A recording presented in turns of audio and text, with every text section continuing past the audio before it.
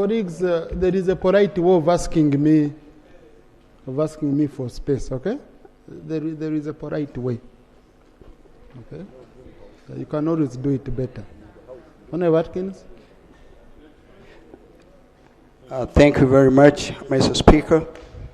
First of all, I want to thank you, Mr. Speaker, for making it to Kasese. The bishop asked me to deliver his deepest gratitude to you. Tamaguzi, can you take your seat? You can consult when you're seated. Mr. Speaker, the Right Reverend Bishop Aquinas Francis Kibira Kambali asked me to deliver his gratitude on behalf of the Diocese of Kasese and on behalf of the Kasese people. Deepest gratitude, Mr. Speaker, for the work and support. Mr. Speaker, sir, I raise on a matter of national importance. First of all, thanking the President of Uganda and the government of Uganda for the good relationship that exists between the two entities. Mr. Speaker, sir, the OBR, or the Obusinga Warenza Rural Kingdom, had an interaction with the government and the President of Uganda as it relates to rebuilding the kingdom, the Warenza Rural Kingdom. And then also, number two, creating an income-generating project. As a matter of fact, government agreed to buy for the kingdom the General Kazin Hotel in Kasese to provide income for the kingdom. And number three, Mr. Speaker, to create a Nyabawole Women and Girl Fund to support the women and girls in Kasese community, and also to have or serve the Royal Guards families with a resettlement package. And very lastly, Mr. Speaker, to take care of the medical bills and also facilitate a specialized treatment to the king. Mr. Speaker, sir, I raise this to ask respectfully government to work with the kingdom, the Warenza Kingdom, specifically the Prime Minister, and have a clear plan and a roadmap on when some of these things or all of them will be actualized. Mr. Speaker, I really want to appreciate you for the opportunity. Thank you, Honorable Watkins. Government?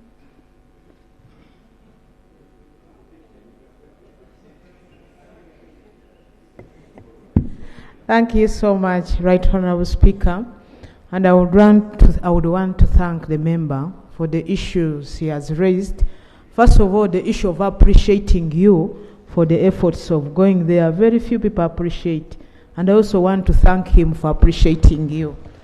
And also, secondly, I want to thank him for appreciating the good relationship between the government and the Warenza Kingdom. But what I want to say is that the issues he's raising of government supporting the girl child, most importantly, supporting the kingdom and supporting the royal guards, I'm going to take it up with the Prime Minister so that the plan will be brought here after discussion with the kingdom and the royal guards and him and the leaders of the area, so that we roll it out together and implement and work it together. I thank you. Thank you. Honorable Tamaguzi.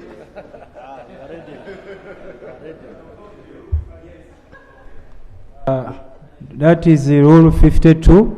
Right Honorable Speaker, ministers to attend House to answer questions. Right Honorable Speaker, we have several ministers for different dockets, but right now we only have one minister, yet only two. Imagine out of 80 something, we have only 2 ministers, yet they are supposed to answer very important questions for this country, Right Honorable Speaker. So are we moving procedure right Honorable Speaker? Well, we can as well leave the questions. we handle other issues that don't require questions. Okay? Yeah. Okay? Right, Honorable Speaker. Oh, please, it shouldn't Honorable be... Tamaguzi, please. That's not how they access a microphone. No, it's not standing up, switching on, doing what you want to do. No. When you want to access a microphone, you stand up and you catch my eye. Like now, what you have done. Okay? Right, Honorable But Speaker. I haven't allowed you. I haven't even called you. Catching my eye doesn't mean you start speaking. No, when you catch my eye, I call you. So, Honorable Tamaguzi on the floor. Thank you, Right Honorable. Right Honorable Speaker, we have a big number of ministers. I think even Uganda might be having the biggest number of ministers in the region. But it hurts Ugandans to see that when we have such important sitting, we only have 2 people. There are several questions which these ministers are supposed to answer, especially at this critical moment, Right Honorable Speaker. So the issue I'm raising is not just a trivial matter. We want to see our ministers answering questions because we are now attending to matters of national importance. Each docket has its own minister. There is no single minister who should be a jackpot to answer every question raised by each member. So, Right Honorable Speaker, I think, are we really moving? Are we procedurally moving right? Thank you. We have a minister for general duties. Okay? But Honorable colleagues, what Honorable Tamaguzi is raising is a very important matter. Under Rule 52, Sub-Rule 3, Wednesdays and Thursdays specifically, maybe we need to share these rules with the ministers so that they know at least Wednesdays and Thursdays, they should be here to answer critical questions. So, yes, Honorable Minister for General Duties. Thank you so much, Right Honorable Speaker. Right Honorable Speaker, what the member is raising is right, and what I want to say is that I'm going to raise it with the Chief Whip of Cabinet, that is the Prime Minister and Leader of Government Business, and I'll put it in writing and give you a copy so that it is taken by our head on our side in this institution. But I want to take this opportunity to also say, Right Honorable Speaker, we apologize for the inconveniences we have caused by our absence in this office, in this parliament, because it's so clear that in every sector, at least there must be one minister in here. And when you observe, in our ministries, we have more than one. I thank you. Thank you. So, Honorable Tamaguzi, I think let's pick the questions, okay? But this is, your point has been made, and it's a matter we should follow upon seriously. So, Honorable Byakatonda Abdul.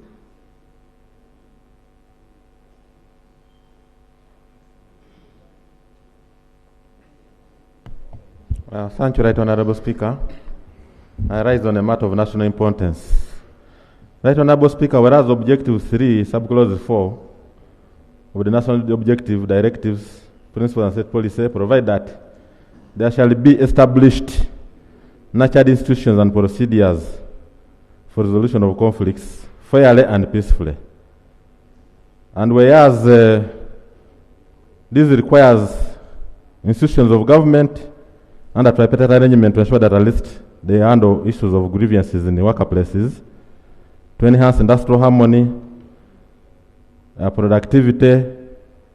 Right Honorable Speaker, this has compromised service delivery in a number of areas. Right Honorable Speaker, the issues at hand, one, we had the industrial action declared last week by technical and vocational schools all over the country, and all institutions are now at rest. This week, we have had industrial action declared by the teachers during third term, and this has caused a lot of unrest in our schools. The local government workers have also ended their notice of 90 days, and they are due to declare industrial action. Right, Honorable Speaker, this is compromise service delivery and jeopardize our education. My prayers, Right Honorable Speaker, is that one, government engages in interministerial dialogue. Honorable Yakatonda, colleagues said we should always apply the rules now seriously. Rule 78, because I see you have a document you're reading. The moment you have a document you're reading, you should share with the members. Okay? Otherwise... Much obliged, Right Honorable Speaker. I beg you to lay. No, you should share so that we put it on our system. Okay? And these are your own rules. Rule 78 of our rules of procedure. So you submit, but I see you're reading a document and would have interest in that document you're reading. So next time, please submit it if you want to read. Otherwise, you should speak off cuff. Okay, I'm not but you speaking can off refer cut. to notes. I'm not speaking off cut, Right Honorable Speaker, for avoidance of that anomaly. Right Honorable Speaker, now I would give prayers that I think there is a need for an interministerial dialogue where we should have means of education, means of public service, means of finance, and means of local government, so that they handle this matter amicably and ensure that our children go back to school and teachers in the class. Right Honorable Speaker, there should be a follow-up, because in July we had an engagement in State House where we agreed on 4 semantic areas. One, phased enhancement, waiving payee, giving accommodation. All these have actually been part of the issues that would actually bring commitment among the workforce. But Right Honorable Speaker, I think there has been silence. I beg that there should be communication. Let's have a dialogue under the public service negotiation machinery so that we can actually resolve this matter. I beg to submit. Thank you, Honourable Minister for Education.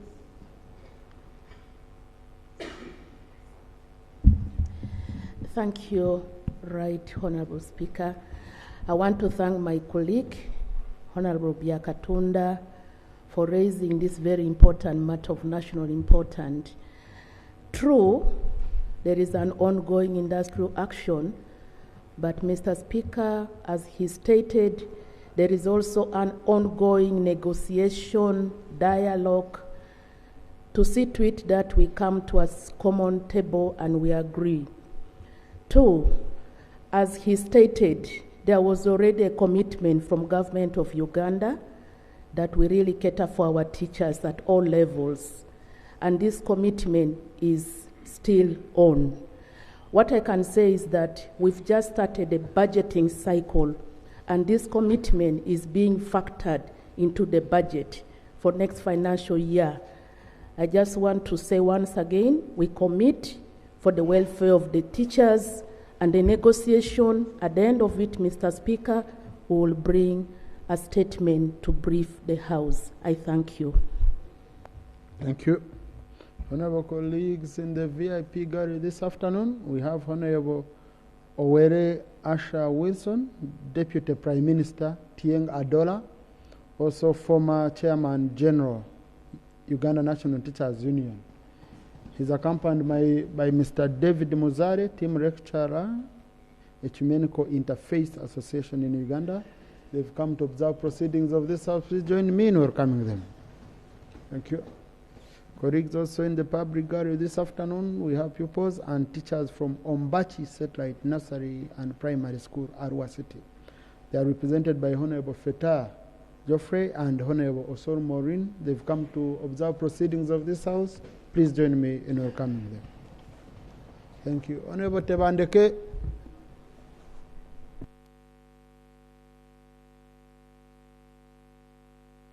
Thank you, Right Honorable Speaker.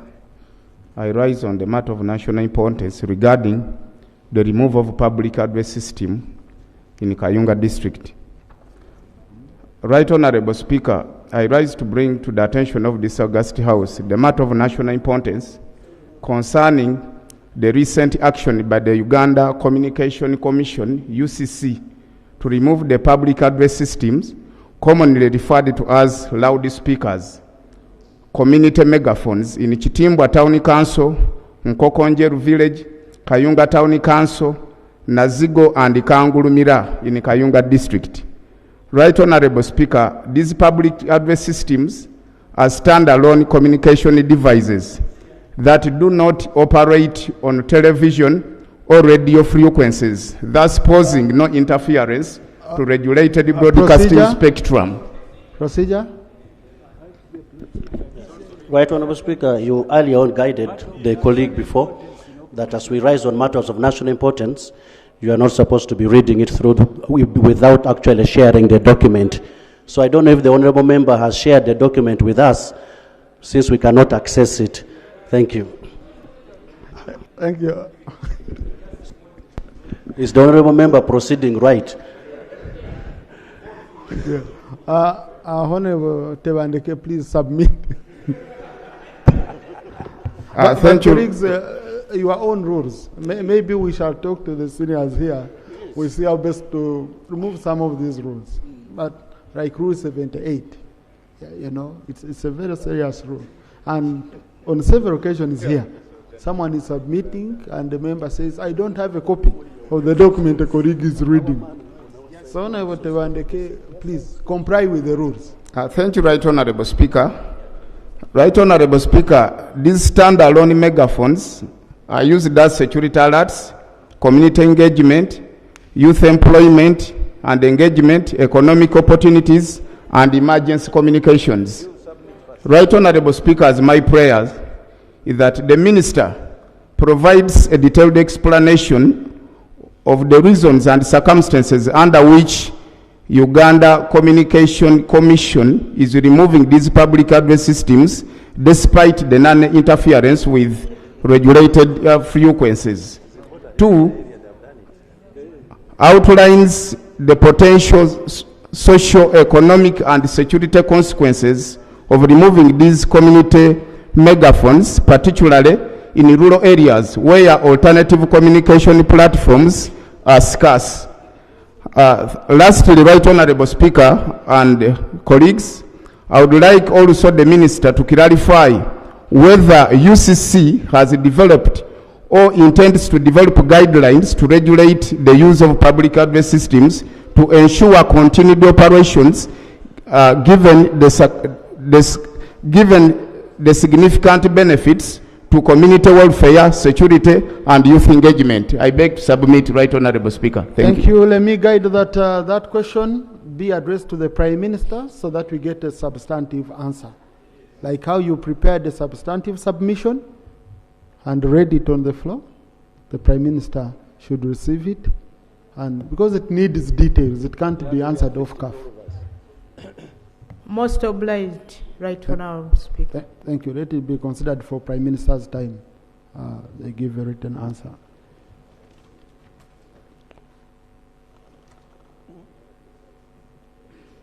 Honorable Mutebinowa. Thank you very much, Right Honorable Speaker. Right Honorable Speaker, I raise on a matter of national importance. Government of the Republic of Uganda is implementing the nuclear energy project in 2 districts. The first phase, they are implementing it in Buyende district, and the second phase would be Nakasongola. Right Honorable Speaker, Minister of Energy has engaged stakeholders in Nakasongola. They had a meeting where they met the district executive committee and council. They met the LC3 chairpersons and their councils and LC1 chairpersons. But Mr. Speaker, this is a political time, and what happened after that meeting, the propagandists started popularizing it, and they said that it is members of parliament who were in parliament in 2017. They are the ones who has caused the evictions of people, or people are being threatened to be evicted. Mr. Speaker, my humble request is that the Minister of Energy, yes, the Minister of Energy, procedure. Thank you, Right Honorable Speaker. I'm wondering why this old man is reading. At least Honorable Tebandeke is a younger man. You're wondering what? Why he's reading this? Mr. Speaker, I am not reading. No, please. Please.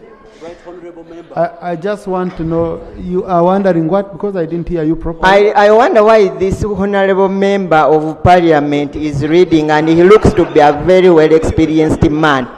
Can he please just present without reading? I thank you. Now, so honorable colleagues, the rule is very simple. It doesn't stop you from reading, okay? You can refer to the notes to refresh your memory, okay? But then the speaker under 782 can allow you under exceptional circumstances. So today, starting with Honorable Tamagusi, going to Honorable Tebande, now to Honorable Noah, I've allowed under exceptional circumstances. But I was just trying to remind you that you need to revise and you come when you're well-grounded with your submission. Clarifications, no one on the floor. Yes, Honorable Martin Muzare.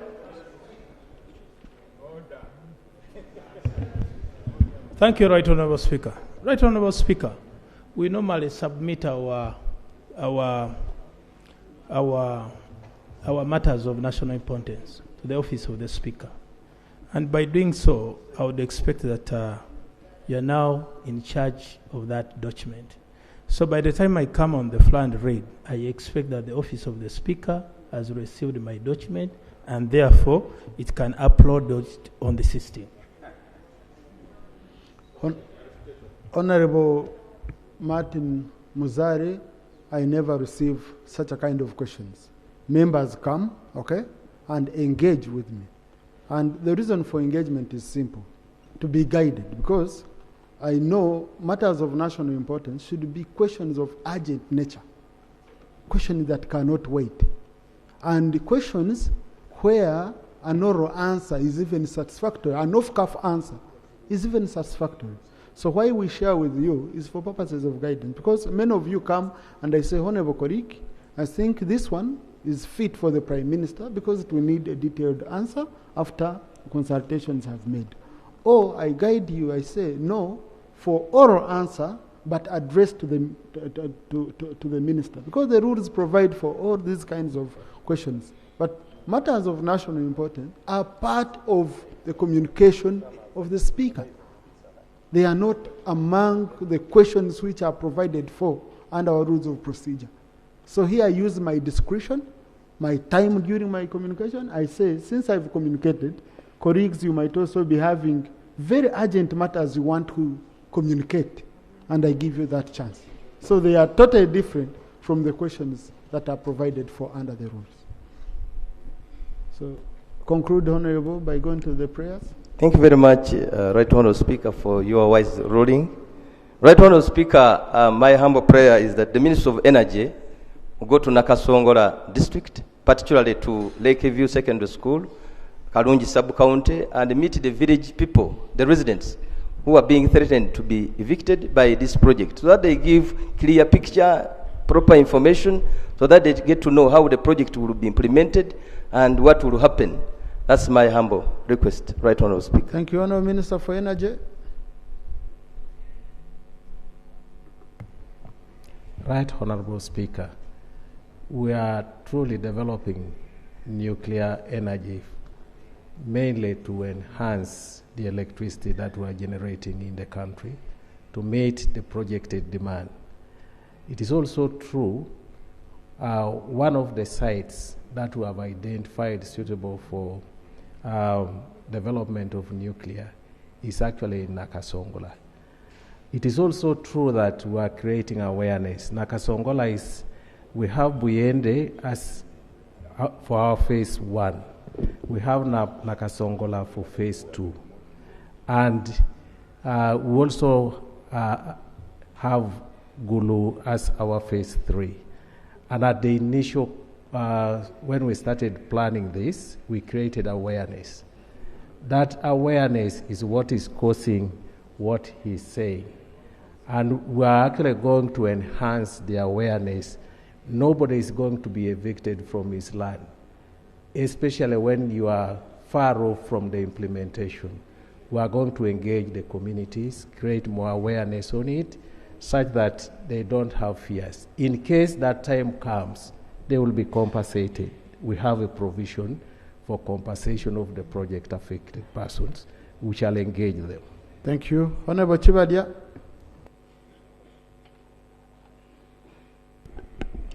Thank you, Right Honorable Speaker. Right Honorable Speaker, on the 5th this month, there was heavy downpour. The rain had a lot of, the rainstorm was great, and the area of Naiboa is a parish in Butansi sub-county in Kamali district. More than 50 homesteads were destroyed, gardens were destroyed, and people's animals. There is a lady who is near there, who is a traditional healer.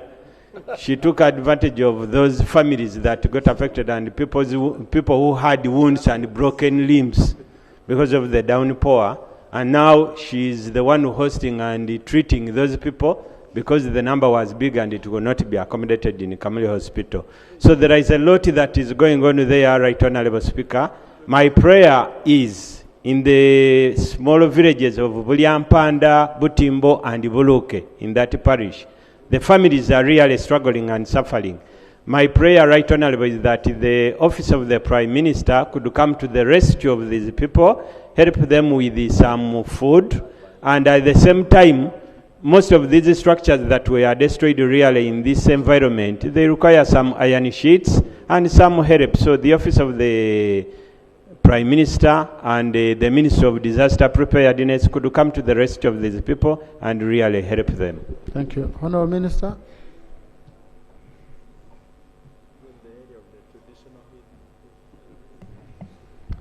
Thank you, Right Honorable Speaker, and I want to thank the member for raising this issue.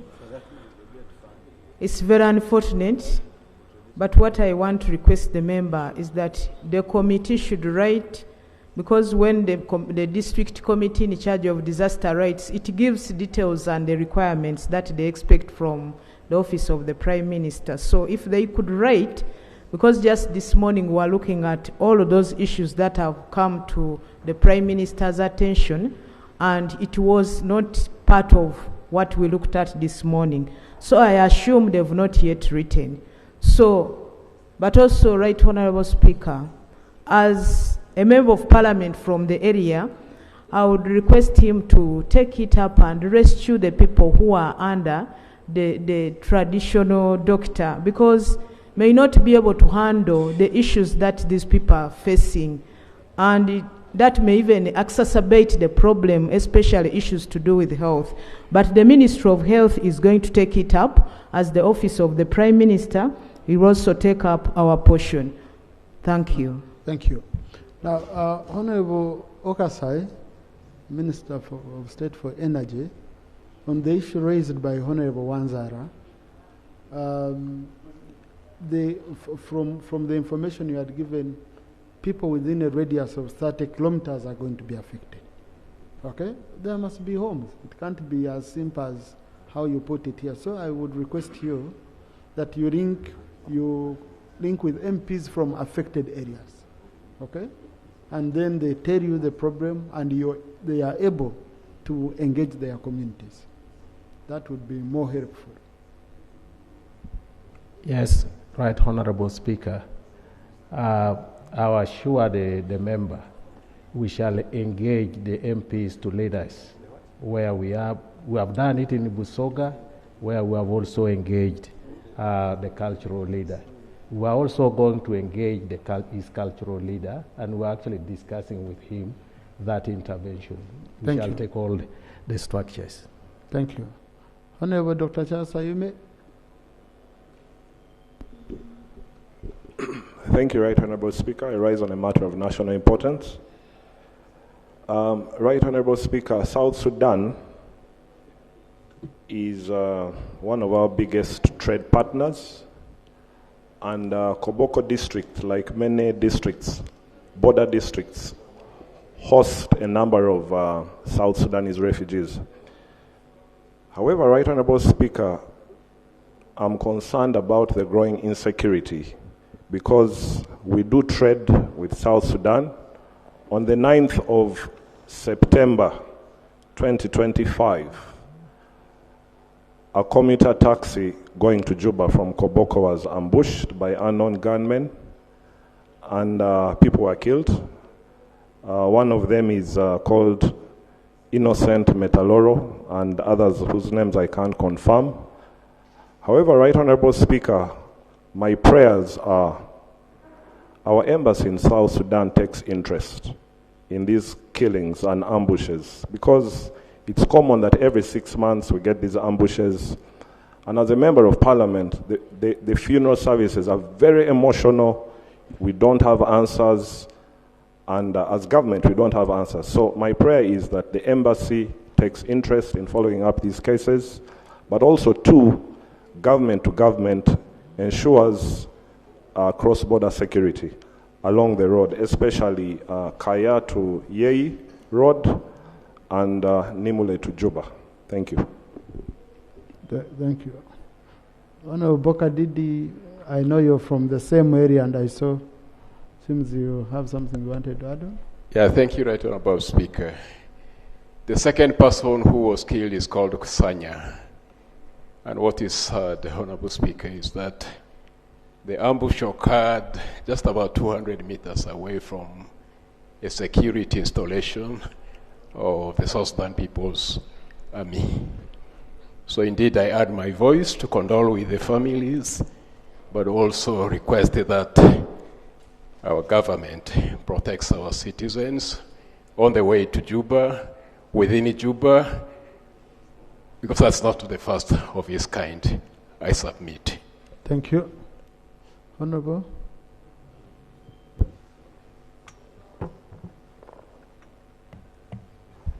It's very unfortunate that we have lost lives, yet we are brothers and sisters with just artificial boundaries in between. So, Right Honorable Speaker, I condole with the families, but like the person who has raised it has advised that we should talk government to governments, and this case will be talking under the spirit of the East African integration. These cases used to happen, but they had stopped. Now it has started again. It's very unfortunate, but we shall take it up with including the ministries, East Africa, security and defense, but also to the level of heads of state, so that we save lives, because we are all the same. Thank you. Lop.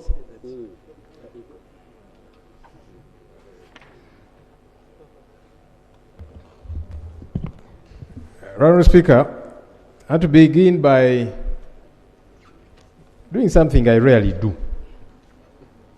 And to appreciate the acting Prime Minister, Right Honorable Justine Kasule Lumumba, because she's sitting in for the Prime Minister. When we raised the matter of the front bench, that time I think there were just two. She stood up and number one conceded, apologized to this House, and promised that they will do better. I think that's important. And for that, I want to give you your flowers, because rarely, very rarely does government concede on. So we've raised this issue, I don't know how many times. And usually whoever is sitting in for the Prime Minister comes here, says, well, ministers are busy, they are coming, and so on. But she didn't take us in circles, which is a good thing. And hopefully now, you will follow up on the pledge, the commitment you've made, to write, to see to it that the very many ministers in each docket, at least one gets to be available. That's a good thing. Be that as it may, I want to put two quick issues to her. Honorable Speaker, this here is our country's constitution. In law, we call it the grand norm. It provides for everything to do with the law in our country. Chapter 4, which is the Bill of Rights, has got several articles. One very critical one about personal liberty, Article 23, provides for the mode of how somebody gets to be arrested if they are suspected to have committed an offense. Who gets to conduct the arrest, how the person gets to be arrested. They are taken to a designated place. Family members, lawyers get to know this is where this person has been taken, and they are also held in that gazetted designated place for not more than 48 hours, produced in court. That's here in Article 23 of our country's constitution. Of late, Right Honourable Speaker, this provision of our constitution has been violated. People are picked up. You know, when we use the word kidnap, it is because of how people are picked up. A drone, that's an ordinary car. People wearing ordinary clothes, wielding guns, they'll break into people's homes or abduct them on the road and take them to no one knows where. That's not an arrest as provided for in this our constitution. I saw the spokesperson of police, Assistant Commissioner of Police, Chituma Rusoke. He said, as we were raising these complaints, he said, no, the public is not going to give us orders on how we are going to conduct arrest. It's not the public, it is this constitution that orders government on how to conduct arrests. Article 23, it is here.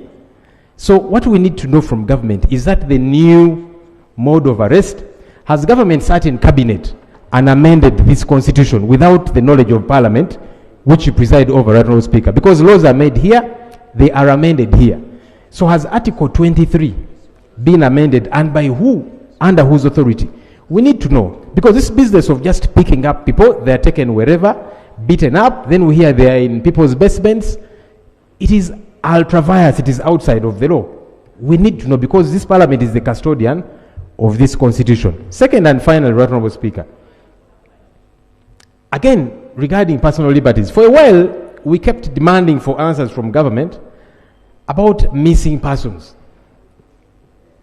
One of those who was the name standing out among the pack, one John Bosco Chibalama, who was kidnapped on Martyrs' Day in 2019.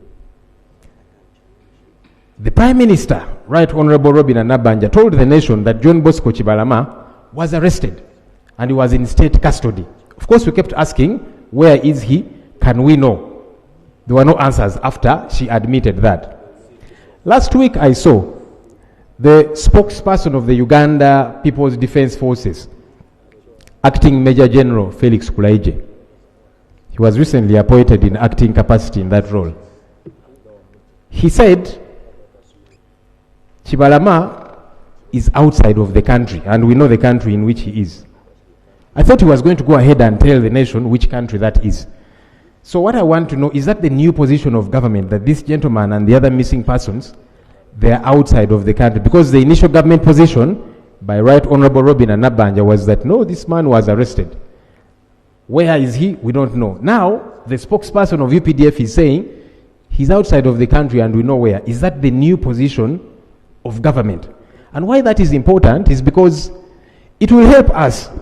Who knows, even me, I might come here and I apologize to government and I say, I am sorry, all along I was saying you kidnapped this person, but now we have found out he is hiding in this country.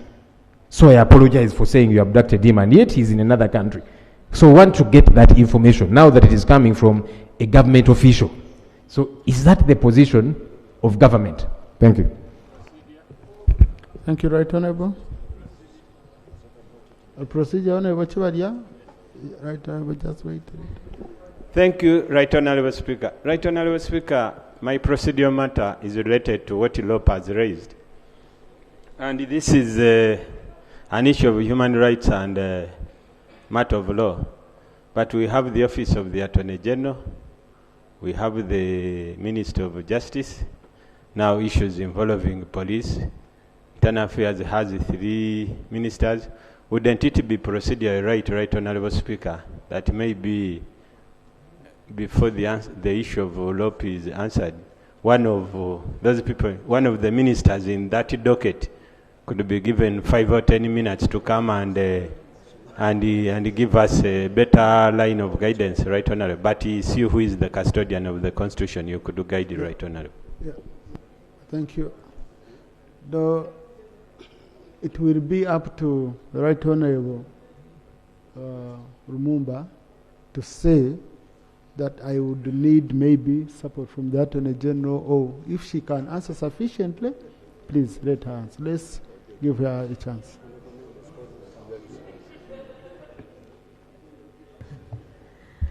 Thank you so much, Right Honourable Speaker. The Leader of Opposition has raised issues. There are quite many. But what I can say, and which is paramount, is that we are all here because of the Constitution. And the procedure to amend the Constitution is clearly laid out in the Constitution itself. And the final body on amending the Constitution, the final decision, lies with this House.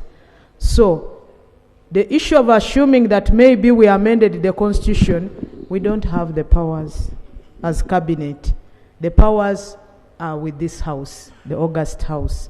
So, there has not been an amendment. We've not usurped the powers of this, the Parliament of Uganda. The issues to do with arrests and human rights, Right Honourable Speaker, I would suggest that let this be part of what will be answered by the Prime Minister during the Prime Minister's time, because that is where we get even the benefit of where it is in writing under the signature. So the details will be contained in the Prime Minister's time. I thank you. The issue is raising of the Attorney General, which my MP is raising. It is the Prime Minister to choose who should help her as she makes the response to the House. Thank you. Thank you. Honorable Dur. Thank you, Right Honourable Speaker. Mr. Speaker, sir, under Article 208 C, it gives the function of the Uganda People's Defence Forces. And it is stated under that article that the UPDF is to foster understanding and harmony with the civilians, which is a good thing. In the past, we had not seen how practical this understanding and fostering of unity takes place because of the confrontations. But recently, I think last week, I happened to see a truckload of several trucks of the UPDF loaded with civilians who were dressed in uniform of one of the political parties, the NRM. And I was actually happy because that reflected the provisions under 208 that the UPDF is of national character. And we have been informed in this House in the past of the services that are available from the UPDF, including Ozima water, how to buy, if you want protection, how to contract security. But this particular service of transporting political was not told to us. And yet UPC, so many other political parties would now like to start transporting their supporters to different venues. So would it now be procedurally correct that the government now informs us of this new service and how the UPDF is fostering harmony and understanding with different civilians so that we can also benefit? Thank you. Thank you. Right Honourable Mumba. Thank you so much, Right Honourable Speaker. I want to thank the member. Right Honourable Speaker, when it comes to the work of UPDF, in terms of emergencies, UPDF also can come out and rescue Ugandans. So when the member comes here and raises this, unless I've seen it, I cannot explain. I don't know, since rains are on, they could have been somewhere and there was a disaster and the UPDF came in to rescue. So, Right Honourable Speaker, I cannot, unless the member gives me the details so that I get to UPDF, and then we can come and explain based on what UPDF would have showed us. But UPDF are human beings trained by Ugandans, taxpayers' money. They offer themselves to serve Ugandans. Thank you. Thank you. One day you might jump on it and you mix with the prisoners. You transport yourself to prison. Thank you. Next item. That was on a light note for sure. Yes, Chiboga. Thank you, Right Honourable Speaker. I stand on a procedural matter under Rule 47, responding to the response by ministers to our queries. Right Honourable Minister, there are questions asked here, all matters that were already presented. I'll give an example of what Honourable Tebandeke tabled already. I also raised it, that the megaphones are not allowed in our laws, but it is selective implementation of the law. In some districts, they are cut off. In some districts, they are operational. And the Prime Minister had promised a response. But up to today, we have never gotten a response from the line minister. So could it be procedurally right that, Right Honourable Speaker, you call on members whose issues have never been responded? I think they should be compiled such that the ministers maybe get a recall to respond to them. Otherwise, you find a member coming with the same issue that you raised some time back, and another one will still come back, yet our rules stipulate 2 weeks response for these issues. Thank you, Right Honourable Speaker. Thank you. I think that's a good proposal. Let's discuss it with the clerk, okay? We see how best we can manage it, and then I'll be communicating to the House and guiding the members. Thank you. Honourable Timugu, colleagues, we are behind. Yes, thank you. Chair, I raise under Rule 9(1) and 7 regarding seating arrangement. One is that the Speaker will make it as possible to make sure every member is reserved a seat. I have noticed that there are some seats which have special names labeled to them. For example, where Honorable Tamaguzi is seated, and special arrangements are made for disabled persons. One of the names there is for Honorable Suman, who is a chair of sports, and I play with him football. He even runs faster than me, so I don't know how he qualifies for special arrangement. So I'm just wondering, under our rules, no member is more favorable than the other member. So I'm wondering why some members here have special seats with names reserved in their area than other members, yet they are not even disabled. Thank you. Thank you. Honorable Asman is a chief whip of JEMA, though he whips himself. Okay? But he's a whip for JEMA. But also, colleagues, we have colleagues who reported to us special circumstances. Number one, some of you, I don't know why God chose to create you in doubles, like Honorable Bakor. Here, the man would sit, and every time he would come out when the legs are in pain. Honorable Feta has not yet applied for business class. So there are people whom we felt maybe they need, more space, okay? But if you come to the Speaker and you explain your special circumstances, we have colleagues who have back problems with their backs. So I don't need to mention names here, but please, if you have any special circumstances, we will provide for you in a special way. It's not that we are trying to make some members look special, but we consider the special circumstances, most of which are medical, and we can't be bringing them here on the floor. Yes. Honorable Nwagaba. Yeah, thank you, Mr. Speaker. It is a follow-up on the response by the acting Prime Minister to the ropes questions. I wanted her to be very categorical, clear, and unambiguous, that the Prime Minister tomorrow will respond to all missing persons, including a one Mugumya who has been missing for the last 20 or so days, in writing. Thank you. I don't ever remember. Please, I don't want to be as if a minister can go and direct the Prime Minister. The Prime Minister determines her schedule when she's coming here. Okay? The commitment she made, even if she commits here, she doesn't know whether the Prime Minister is going to come or not, or the Prime Minister can at any time call me and explain to me the emergency she has. So I don't want us really to indict our colleague here. I think what is very important is to ensure that indeed once, she should just communicate, but the way Honorable Nwagaba put it, if she can commit that she's going to inform the Prime Minister, I think that will be very important.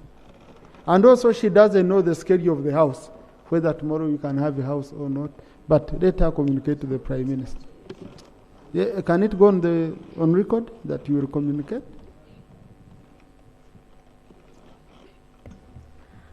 Right, Honorable Speaker, as a student of protocol, my work is to communicate to my boss. Then action taken by my boss is up to the boss, and I will communicate. Thank you. Honorable Roland. Thank you so much, Honorable Speaker. Mine is a small concern because I happen to be a member of Parliament for one of the UPDF generals, General Henry Masco. People keep on asking in the village that why doesn't General Masco talk in the Parliament? And it's a big concern for them.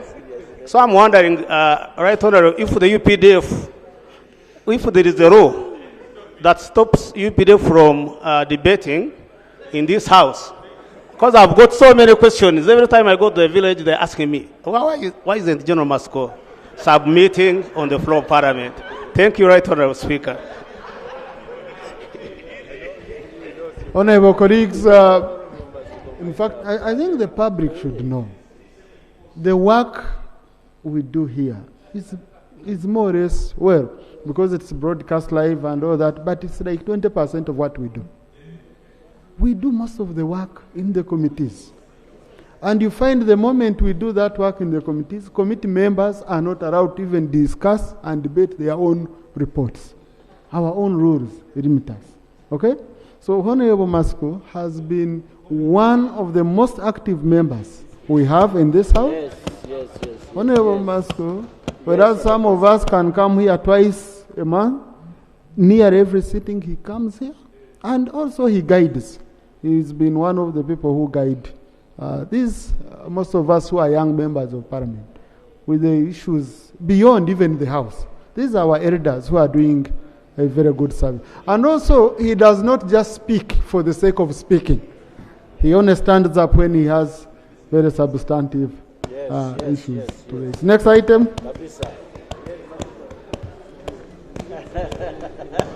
And there is no rule that stops him from speaking. If he wants to speak, the rules are ours.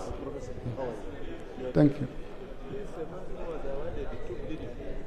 Item number 4 in the order paper, Bill second reading, the Energy Efficiency and Conservation Bill 2024. Honourable Minister.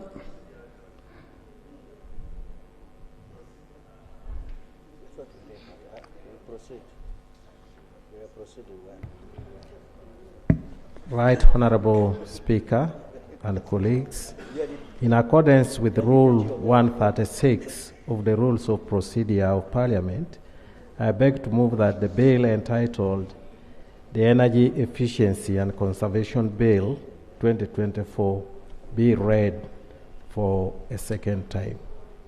Is the motion seconded?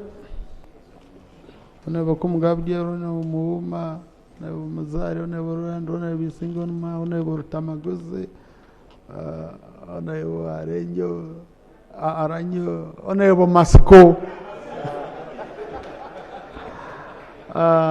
Honorable Dr. Nekesa, Honorable Kaduchu, Honorable Ariko, Honorable colleagues, the whole NRM side. Yes. Yes. Thank you.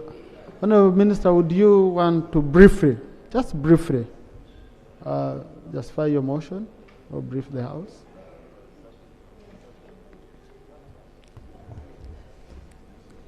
Right, Honorable Speaker and colleagues, justification for the motion. The Energy Efficiency and Conservation Bill 2024 was read for the first time on 4th February 2025 and referred to the Committee of Environment and Natural Resources for scrutiny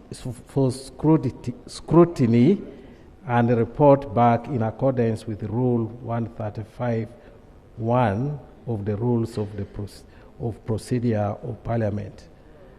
The object of the bill is to establish a legal, institutional, and regulatory framework to enhance energy efficiency and conservation in Uganda. I beg to report the chairperson of the committee presents the report after the scrutiny. Thank you. Honorable Chair.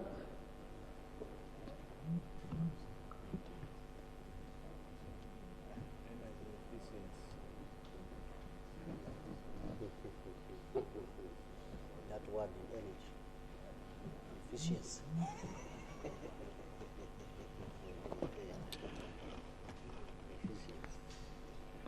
You don't need to read the whole report. Yeah. And summarize it. I thank you, Mr. Speaker, sir. Honorable Minister, honorable colleagues, I thank you for the opportunity. The Committee on Environment and Natural Resources received the bill. We went ahead and did consideration of the bill through its scrutiny, and therefore want to thank you for the opportunity to report. Mr. Speaker, before I go into presentation of the report, I would like to lay on table minutes of the committee proceedings during which we considered the report. I beg to lay, Mr. Speaker. Mr. Speaker, the Energy Efficiency and Conservation Bill 2024 was read for the first time on the 4th of February 2025 and referred to the Committee on Environment and Natural Resources for scrutiny and report back in accordance with Rule 135(1) of the Rules of Procedure of Parliament. The committee has, in accordance with Rule 135(2), considered the bill and hereby reports. Mr. Speaker, the bill, I will just quickly run through its background, then I will go to the other aspects in light with the Speaker's guidance that we shouldn't take so much time with reading the entire report. Energy efficiency involves using less energy to do the same job. Improving energy efficiency is one of the most cost-effective measures that Uganda can take to reduce greenhouse gas emissions. Energy conservation, on the other hand, involves using less energy by changing one's behavior and habits to use less energy in order for us to retain it for more strategic purposes. It generally includes actions to reduce the amount of end-use energy consumption. Mr. Speaker, energy is critical for the development of any country as it is a critical component of economic production. The trend for energy demand globally suggests that more and more energy will be required, and yet many of the sources of energy are finite, which makes it imperative that we devise ways to efficiently use what is available. At the same time, the increase in energy demand is directly linked to global warming and climate change. And as the Conference of Parties of the United Nations Framework Convention for Climate Change noted at its 28th meeting in 2023, there is need to double the global average annual rate of energy efficiency from around 2% to 4% until 2030. In developing countries like Uganda, the demand for energy is even more pronounced because of the need to improve infrastructure and to industrialize. Moreover, the countries such as Uganda where over 85% of households rely on biomass for cooking, improved cook stoves, and efficient technologies have the potential to cut fuel consumption by up to 25%, and in the process save 11 million tons of tree biomass annually. This not only reduces deforestation, but also is crucial for protecting biodiversity and curtailing global warming. Mr. Speaker, sir, energy efficiency and conservation are also key to attaining sustainable development and are equally critical if the world is to remain on course to attain targets set out in the Paris Agreement of keeping the global increase in temperature to not more than 1.5%. Mr. Speaker, the advantages of energy efficiency and conservation are numerous for Uganda. These include economic savings through the use of technologies that use less energy and therefore less cost, job creation through opportunities in innovation and manufacture of energy efficient appliances, and energy security through electricity mobility, which has the potential to significantly reduce petroleum importation. By using energy more efficiently, energy demand can be reduced, leading to lower energy bills for the consumers, lower emissions for greenhouse gases and other pollutants, reduced need for energy infrastructure, and increased energy scrutiny through the reduction of imports. Globally, energy efficiency has contributed to substantial savings in the energy consumption. Mr. Speaker, having said that background, I just wish to state quickly the objects of the bill. The objects of the bill are: 1, to regulate the efficient and rational use of energy in Uganda. 2, to provide for regulatory functions of the commissioner responsible for energy efficiency and conservation and the minister in relation to energy efficiency and conservation. 3, to provide for efficient utilization of energy and for energy conservation in all sectors. Mr. Speaker, 4 is to provide for regulated use of specified energy consuming technologies. 5, to provide for financing of energy efficiency and conservation schemes. 6, to provide for public awareness about energy efficiency and conservation and to enhance and promote energy efficiency and conservation in the country. Mr. Speaker, the methodology is largely in line with how committees operate in this Parliament. We conducted meetings, we met ministries, line ministries responsible for this. We also had interaction with government institutions and other agencies. We met subject matter experts, professional associations, business community members, and did document review, amongst whom were laws of Uganda, policies in relation to socio-economic development. Mr. Speaker, I go straight to the observations. Mr. Speaker, under general observations, compliance of the bill with the provisions of the Constitution of the Republic of Uganda. The committee observed that the bill, through its principles, where it seeks to establish a legal, institutional, and regulatory framework to enhance energy efficiency and conservation in Uganda, reflects objective number 17, subsection 3, where the state shall promote and implement energy policies that will ensure that people's basic needs and those of the environmental preservation are met. 5.12, compliance with the UN 2030 Agenda for Sustainable Development. The UN 2030 Agenda for Sustainable Development, containing the Sustainable Development Goals, is a blueprint for peace and prosperity for all, adopted by the member states of the United Nations. SDG 7 mandates all member states to undertake and ensure access to affordable, reliable, sustainable, and modern energy for all. SDG 7.33 particularly urges all member states to double the global rate of improvement in energy efficiency by providing for legal and institutional framework for energy efficiency. The bill speaks to SDG 7 through its principles.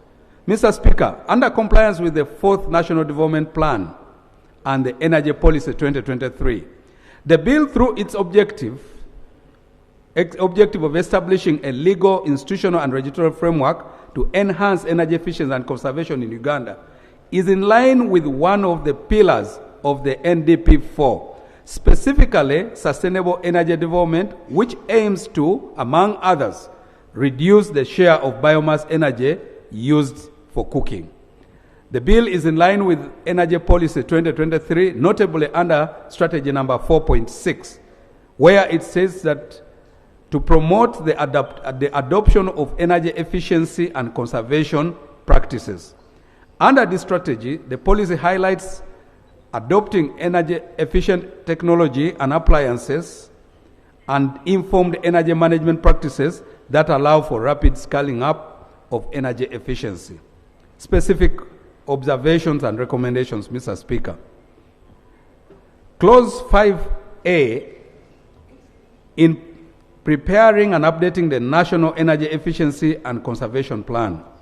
The committee notes that the National Energy Efficiency and Conservation Plan is key in ensuring energy efficiency, as it elaborates the targets set out in the energy policy and sets out interventions for meeting those targets. However, the committee notes that the bill, under clauses 5A and 17, subclause 1, the obligation to prepare the National Energy Efficiency Conservation Plan is placed upon both the Commissioner and the Minister respectively. The committee further notes that this double assignment creates ambiguity and may lead to delays in preparing the plan. We therefore recommend that the role of preparing the National Energy Efficiency Conservation Plan should be left to the Minister, and the Commissioner's role should be limited to periodically improving it. Mr. Speaker, energy efficiency and conservation in the transport sector. The bill provides for energy efficiency and conservation in the transport sector. Honorable Chair. Mr. Speaker. I think now you've gone into details of the clauses. Okay, Mr. Speaker, I therefore wish to note just a few recommendations. Mr. Speaker. Those not related with to the clauses, majorly focusing on the principles and objectives. Mr. Speaker, we wish to state that so as to... And just go to page 11. Let me just run to page 11.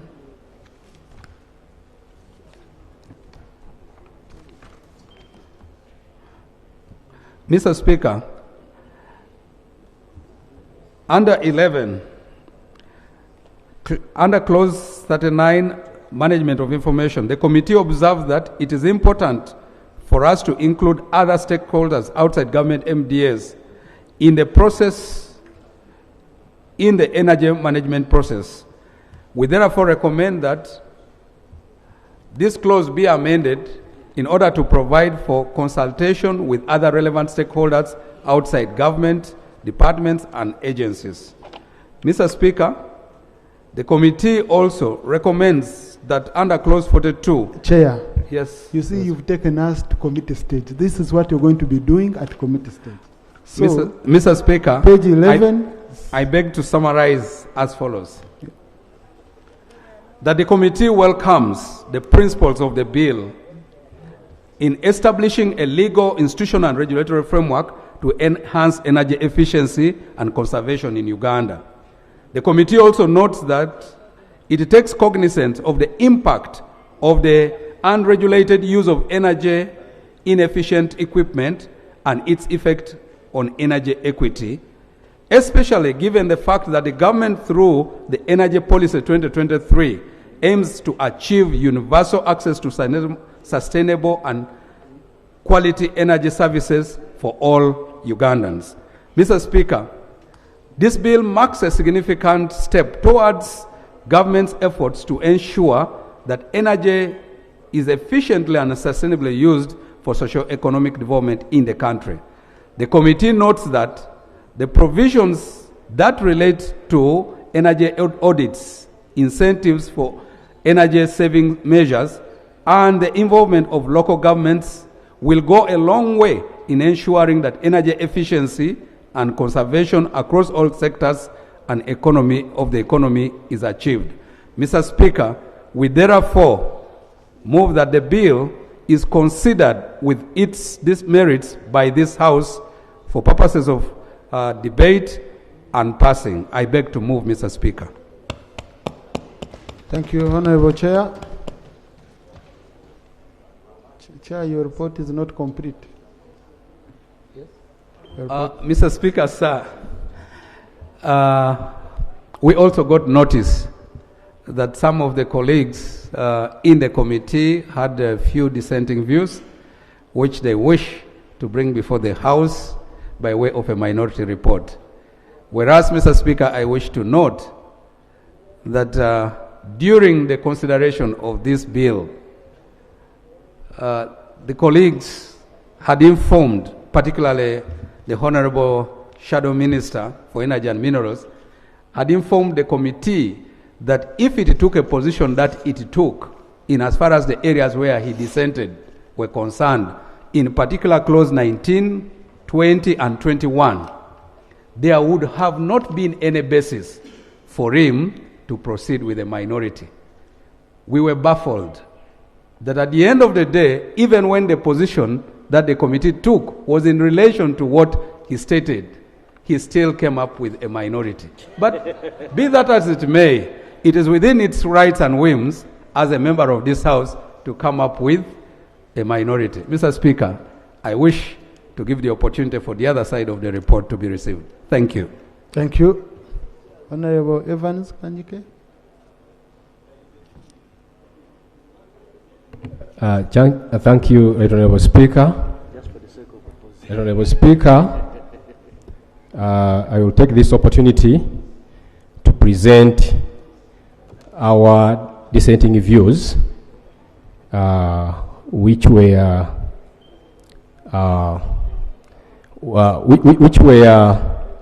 shared with the committee, and the committee, we did not agree on the few ideas which are in our report. Right, Honorable Speaker, the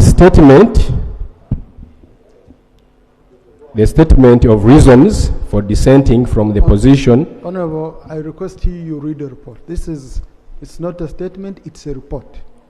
So please just read the report. Thank you, Right Honorable Speaker.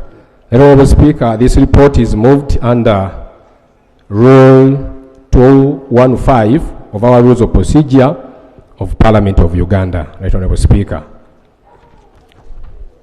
Right Honorable Speaker and Honorable colleagues, this minority report is submitted in a dissent from the committee's majority report on Energy Efficiency and Conservation Bill 2024. While the intention of the bill may be commendable, its design and focus are profoundly mismatched with the Uganda's energy realities. Right Honorable Speaker. The proposed law risks creating additional bureaucracy without tackling the core barriers to energy efficiency and access in the country. Uganda's energy story is a painful one. Over 90% of families still cook with firewood and charcoal because of lack of alternatives, Right Honorable Speaker. While the modern electricity reaches only a small segment of the population, given this reality, you would expect a law that addresses the struggles of ordinary Ugandans.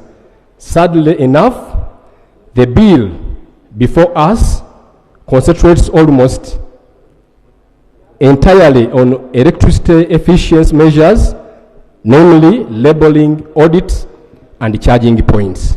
With only a belief mention of biomass, this overlooks the real issue. Right Honourable Speaker. Right Honourable Speaker and Honourable colleagues, our people are not suffering because of the bulbs, because of bulb lack labels, or because we do not have the charging stations. They are suffering because electricity is too costly, unreliable, and often simply unavailable in many areas. If we truly care about the energy efficiency, we must tackle the heavy reliance on biomass, make electricity affordable for the average household, and propose solutions that genuinely reflect Uganda's circumstances. Anything less is merely superficial, while millions remain trapped in the energy poverty. Right Honourable Speaker. The grounds of our dissent are outlined below. Number one, the energy efficiency targeting electricity consumption in Uganda is self-defeating. Number two, Right Honourable Speaker, the duplication and the legal overlaps. Number three, the bill reflects climate change concerns, but fails to align with or reference the Climate Change Act 2021, creating risks of duplication and policy incoherence. Number four, Right Honourable Speaker, the electricity tariff already provides penalty for inefficient electricity users. Right Honourable Speaker. Number five, the bill has a direct effect of the increasing cost of doing business. The bill, therefore, will significantly raise the electricity end user tariff. Then lastly, Right Honourable Speaker, is the unfair transitional clause.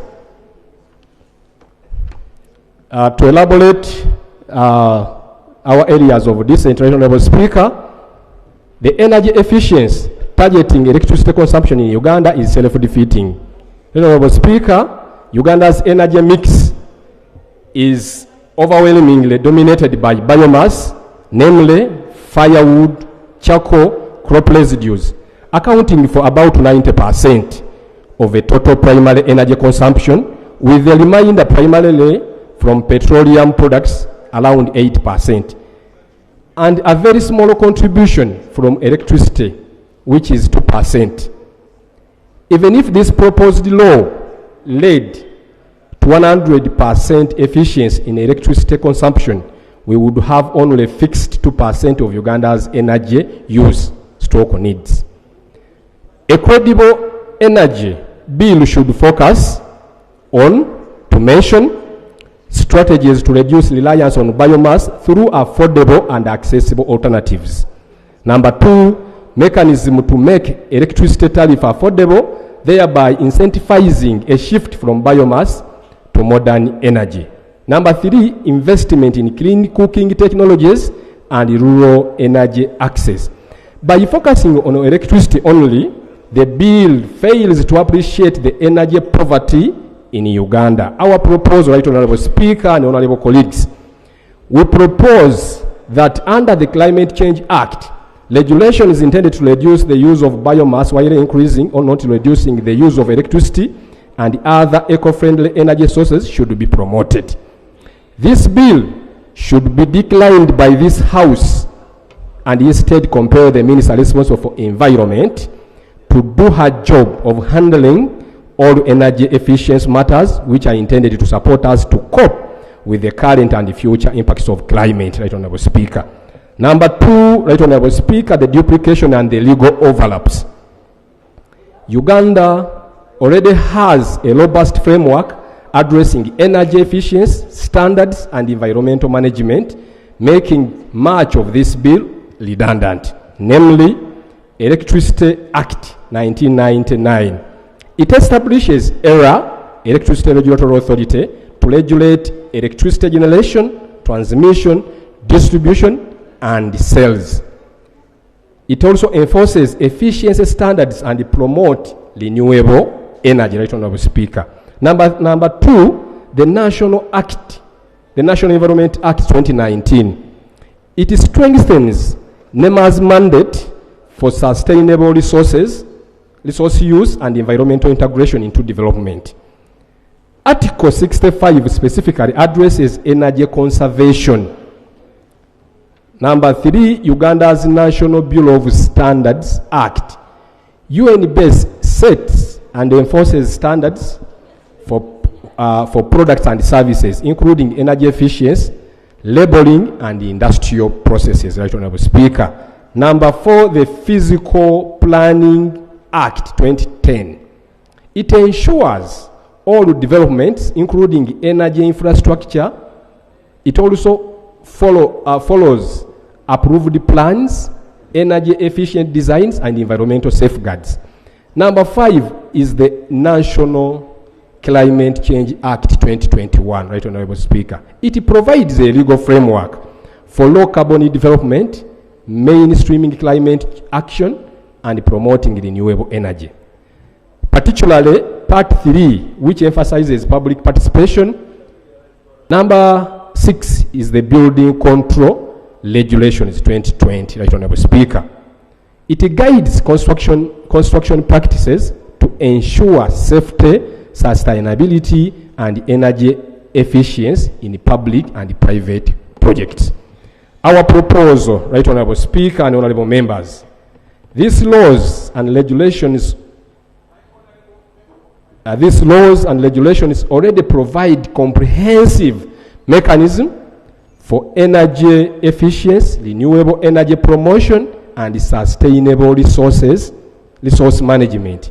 This proposed bill largely overlaps the existing frameworks, raising questions about its necessity and the potential for duplication.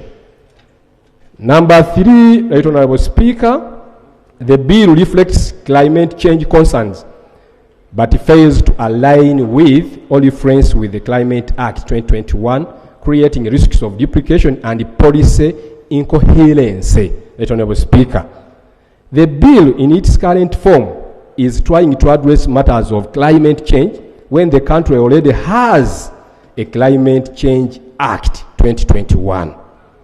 The bill was not brought in good faith, Right Honorable Speaker and honorable members, because all the provisions could have been ably handled through a statutory instrument issued by the minister responsible for environment as part of the implementation of the Climate Change Act 2021. For the avoidance of doubt, Right Honorable Speaker, it remains unclear whether the minister responsible for environment or the National Environment Management Authority, NEMA, were ever consulted during the process of this bill. What is certain, however, is that their input would have been very paramount given their statutory mandate under the Climate Change Act and the National Environment Act. Their contribution should have formed the cornerstone of any serious legislative effort on the energy efficiency. The fact that their perspectives are absent and were absent when we are processing the bill, this process casts doubt on the adequacy and the completeness of this bill. Right Honorable Speaker and honorable colleagues, I invite you and I invite this honorable House to guide the executive that the efficient utilization and regulations of biomass use is a function related to the ministry responsible for environment, not energy and mineral development.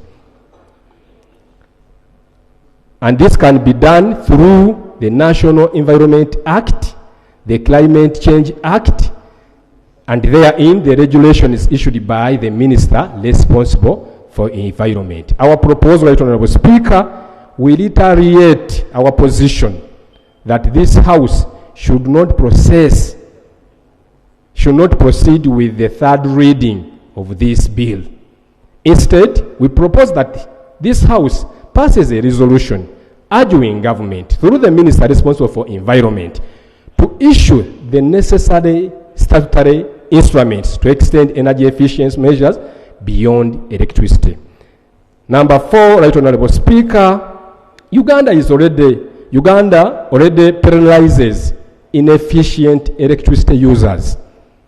The electricity tariff, guided by the grid code and the quality of service code under the Electricity Regulatory Authority, provides for the penalties on industrial users or customers who uses power inefficiently, and the Honorable Minister is aware of this.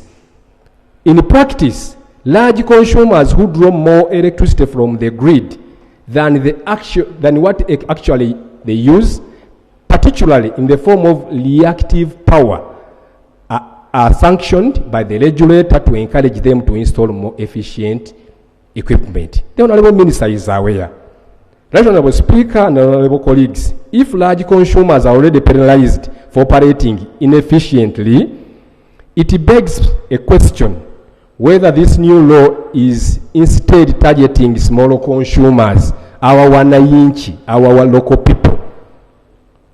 If that is the case, then the government is simply shifting the burden onto the ordinary Ugandans that are already struggling with the high electricity tariff and unreliable supply and the blackouts after when UEDCL took over.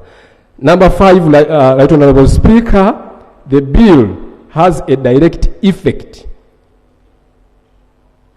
Sorry, I beg my pardon. I beg your pardon, rather. The bill has a direct effect of increasing the cost of doing business, Right Honorable Speaker and Honorable Members.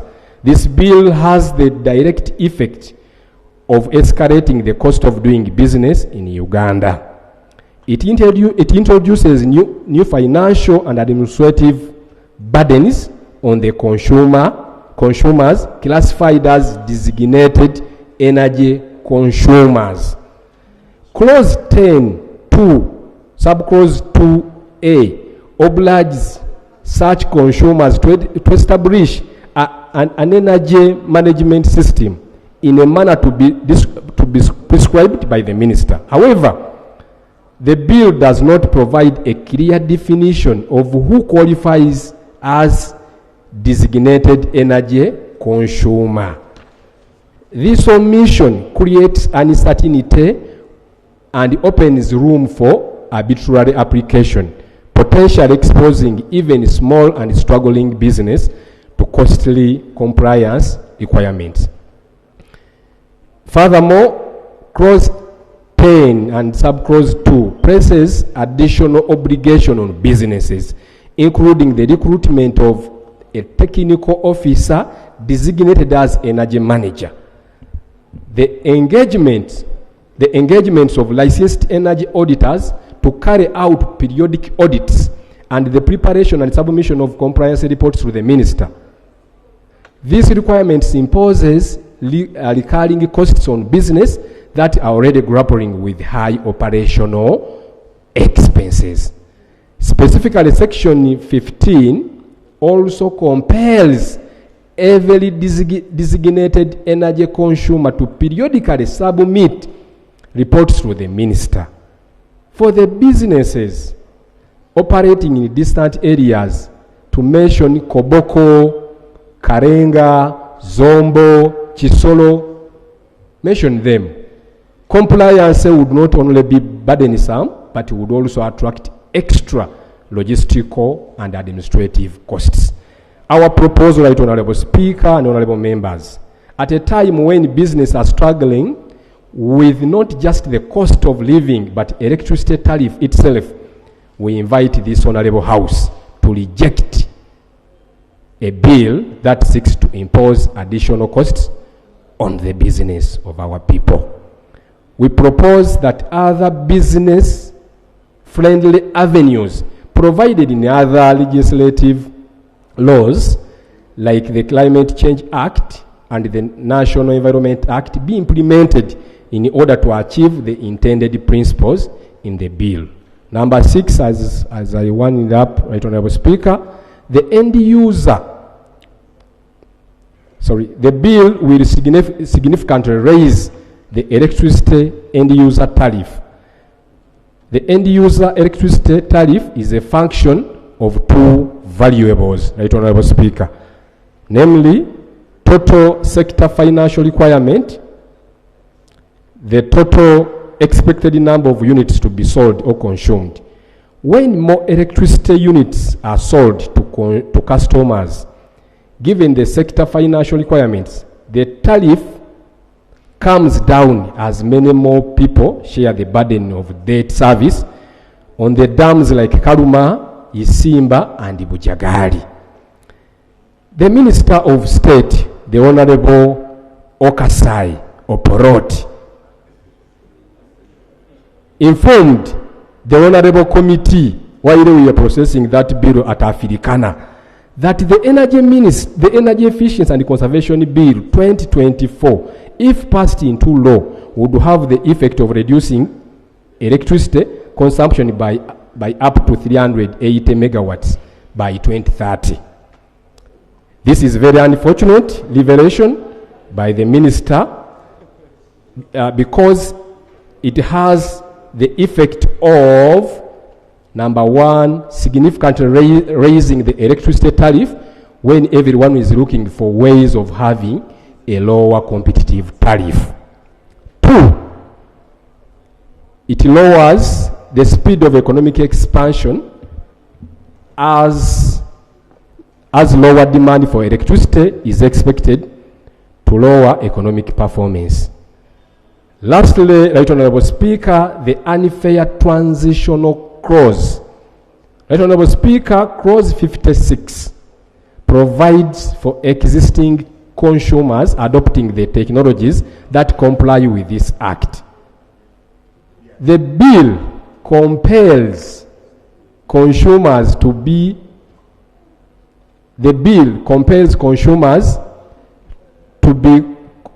compliant with 1 year, while the majority committee adopted 2 years. Right Honorable Speaker, we find 2 years to be so short a time for a business already facing significant costs to procure new equipment that comply with the law in its current form. In conclusion, Right Honorable Speaker and honorable members, in its current form, the Energy Efficiency and Conservation Bill 2024 is misaligned with Uganda's realities, duplicative of existing laws, impractical in its provision, and is silent on critical issues of biomass affordability and financing. It also risks becoming ineffective and unenforceable statute that adds bureaucracy without delivering tangible results. We therefore recommend that instead of passing this bill, the government should, namely, issue statutory instruments under the Climate Change Act and other laws like the Uganda National Bureau of Standards Act to provide for all relevant matters raised in the bill. Number 2, strengthen the enforcement and coordination of the existing laws and policies on energy efficiency. Number 3, prioritize biomass transition and clean cooking solutions in accordance with Uganda's energy mix. Lastly, lower electricity tariffs and incentivize uptake on modern energy sources. For those reasons, we therefore dissent from the committee's majority report and call for a reconsideration of this bill. Right Honorable Speaker, we signed this bill, this report, myself and the Honorable Christine Kaya Nachimwero, the Shadow Minister for the Shadow Minister for Water and Environment, and the Umban MP for Chiboga District. I thank you, Honorable Speaker, for the opportunity. I beg to submit. Thank you. Thank you, Honorable colleague. Colleagues, we are going to have a debate, but a debate on report on a bill is limited to principles and object. You don't now start going clause, this clause, right? We don't need this clause, we don't need. No, it's on principle and object of the bill. And then if you go on to committee stage, then you go clause by clause to the nitty-gritties of each clause. But before that, the Honorable colleague who has presented the minority report has raised salient issues, which I would request the Minister to first respond to and put the House comfort before I can open up the debate. And if you need Chair to add on, okay, Chair would add on, and then I open up the debate. Honourable Minister. Right, Honourable Speaker. I take note what my shadow minister submitted, my shadow colleague. Yes. And we have taken care of whatever he has submitted, and it was part of the debate. And for the notice of all the House, he was actually privileged to go where energy efficiency is being done. And he was driven in a car, which was an electric car from the airport to his hotel. And he clearly understood what law we are putting in place. So we shall answer the questions as we go through. And I request. So, Honourable Minister, what about us who are not driven in the car? Yes, you'll benefit from the report, and I will ask. Honourable Minister. Yes. The member has raised critical issues. He is saying, okay, that the proposed, you take your seat, Honourable Minister. Take your seat. He is saying that the proposed law is misplaced, it's redundant, okay? You would rather strengthen the existing laws, okay? Now, in your own bill, you have clear, and if you could use your own bill, you have clear stated missing gaps, defects in the existing law, which you're trying to cure. Okay? You have your own policies which you feel can be well maintained by. We can't just say we go on to committee stage, then stage by stage. No, we need to be satisfied. By the way, I must put a question on whether we should proceed the second reading. It's not that from here we are proceeding. So you have to justify why we should proceed.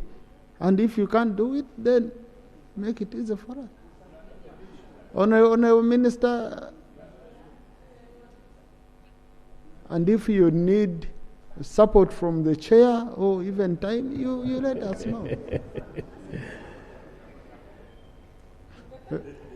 Yes, right, Honourable Speaker. In coming up with this law, we actually studied the various laws that are which he pointed out. And truly, if we went by that, we shall not achieve the objectives of this law. I pray that we go through the proposed law, and I request the chair, who actually officiated on this, to come and give a clear defense on this. Chair, I want to supplement the... Thank you. Colleagues, you see now also the report is ours. So let's move in a way, okay? Give the minister.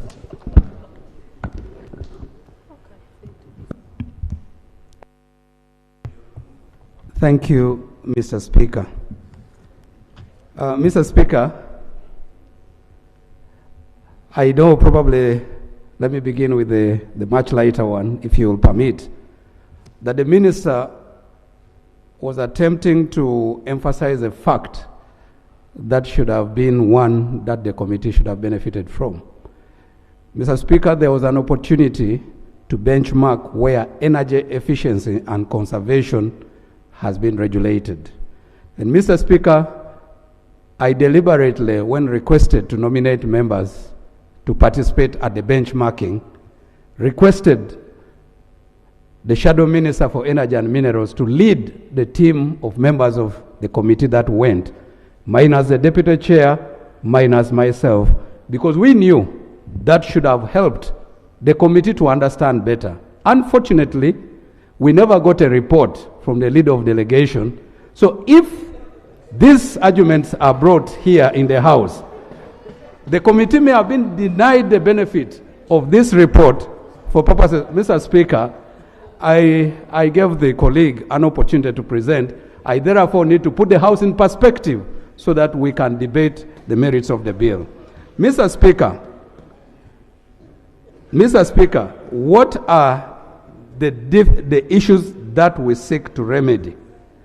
Mr. Speaker, currently, the issues regarding regulation as well as providing for a mechanism to promote, incentivize, and enhance energy efficiency and conservation are not provided for as aspects of the law. The laws that my colleague cites in the minority report simply provide for a framework under which other institutions may support the process of energy conservation. But Mr. Speaker, in this aspect, the law seeks to ensure that this framework of energy... let's get a procedure point on Thank you, Mr. and Speaker. then we proceed. Mr. Honorable Speaker, Right Honorable Speaker, I want to thank you very much.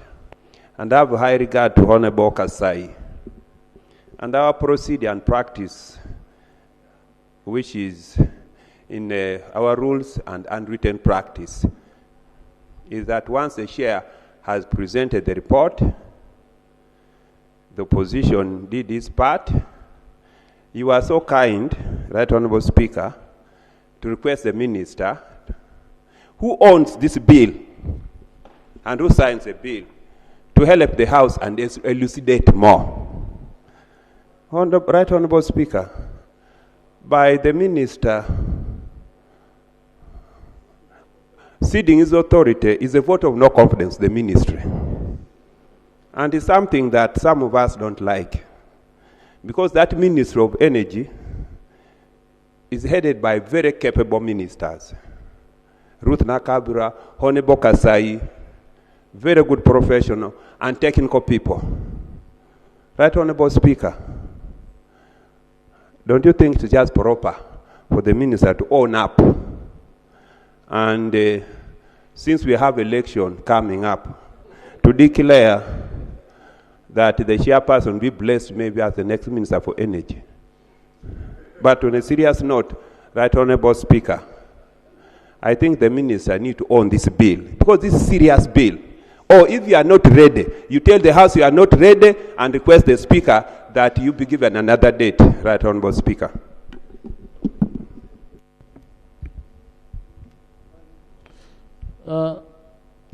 Honorable colleagues, I've seen very critical, because these are laws, okay?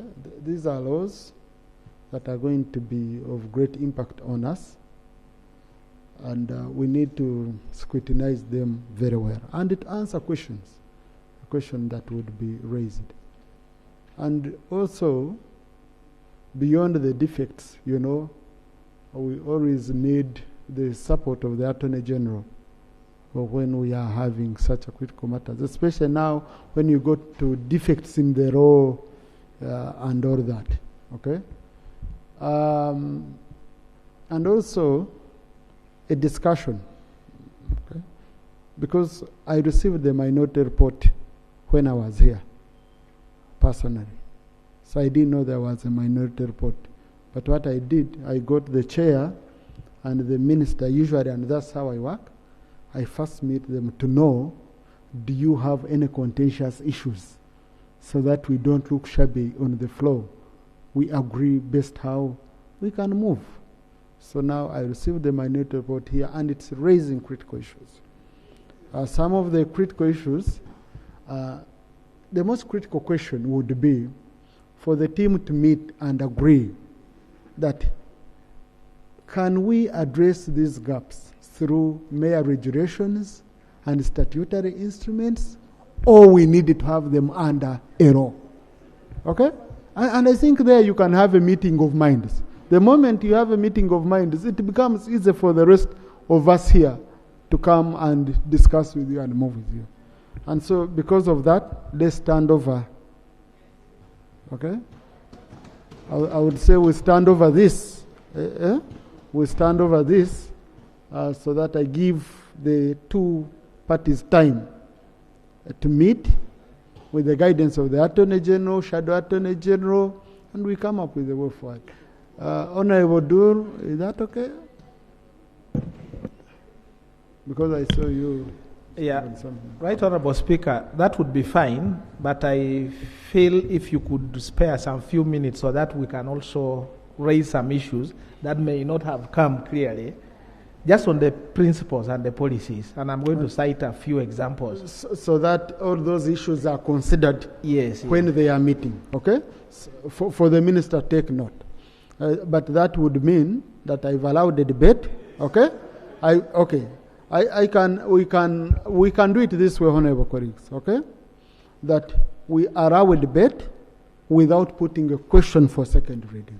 So that all these issues, honorable minister, are captured, and then you come here, you give a response. It can be even a written response to the issues raised with the support of the Attorney General, and then if the House is satisfied, we put a question for second reading, and we go on. Okay? Now, whenever responses come, we usually allow one or two, depending. If they are satisfactory, members won't stand up. If they are not, members will again come up before we put the question for second reading. So I think, colleagues, we can move that way. We pick your issues. If there are those which need response, the minister can go and prepare response. So let me start with Honorable Jonathan Odu, then I come with our senior. I will allow you, honorable colleagues. Let's use not more than 3 minutes. Thank you. Mr. Speaker, briefly, on the policy and principles, the minister lists about 3 parameters at industrial, commercial, and household level. My question is, on these policy and principles, there seem to be a narrow target of the application of this law to the following: limited to cooking, transport, and in transport, they are targeting only motor vehicles. And yet, under transport, we have railway, we have aircrafts, we have water vessels, and they are not provided anywhere. When you come to issue of the other sectors, agriculture is targeted, there is a subheading for it. You don't see anywhere issues to do with manufacturing, oil and gas, mineral development, plus all these sectors that we talk about. So my interest is, are you bringing this law with a view of capturing a particular sector? And when you talk about agriculture, you know how many people are actually directly involved. So we need a clear justification why you are isolating certain sectors to apply in this law, and then you are leaving others. The other thing is about the defects in the existing law. You have listed the Electricity Act, the Uganda National Bureau of Standards Act, the National Forestry and Tree Planting Act, and then the Traffic and Road Safety Act. The question I would like you to answer is, it appears you admit that all these laws are in some aspects dealing with issues of energy efficiency.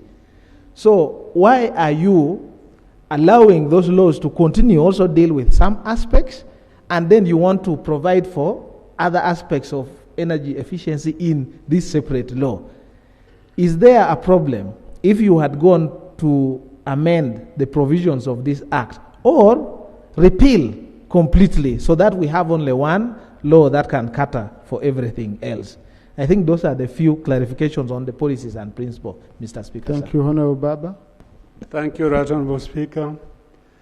In view of the presentation that the bill should also deal with issues of climate change and mitigation measures, I agree that the Ministry of Water and Environment should have been involved in this bill.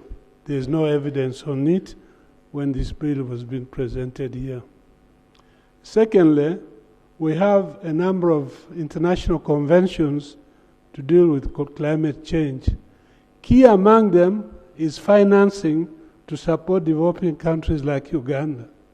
The UN system has set up funds to help mitigate issues of climate change so that we do not remain forever as carbon sink, absorbing all the dirt of the polluters, and yet they don't pay for it. I don't see in this bill how we are supposed to benefit from arrangements of financing globally, which the United System has set up, of which we are members.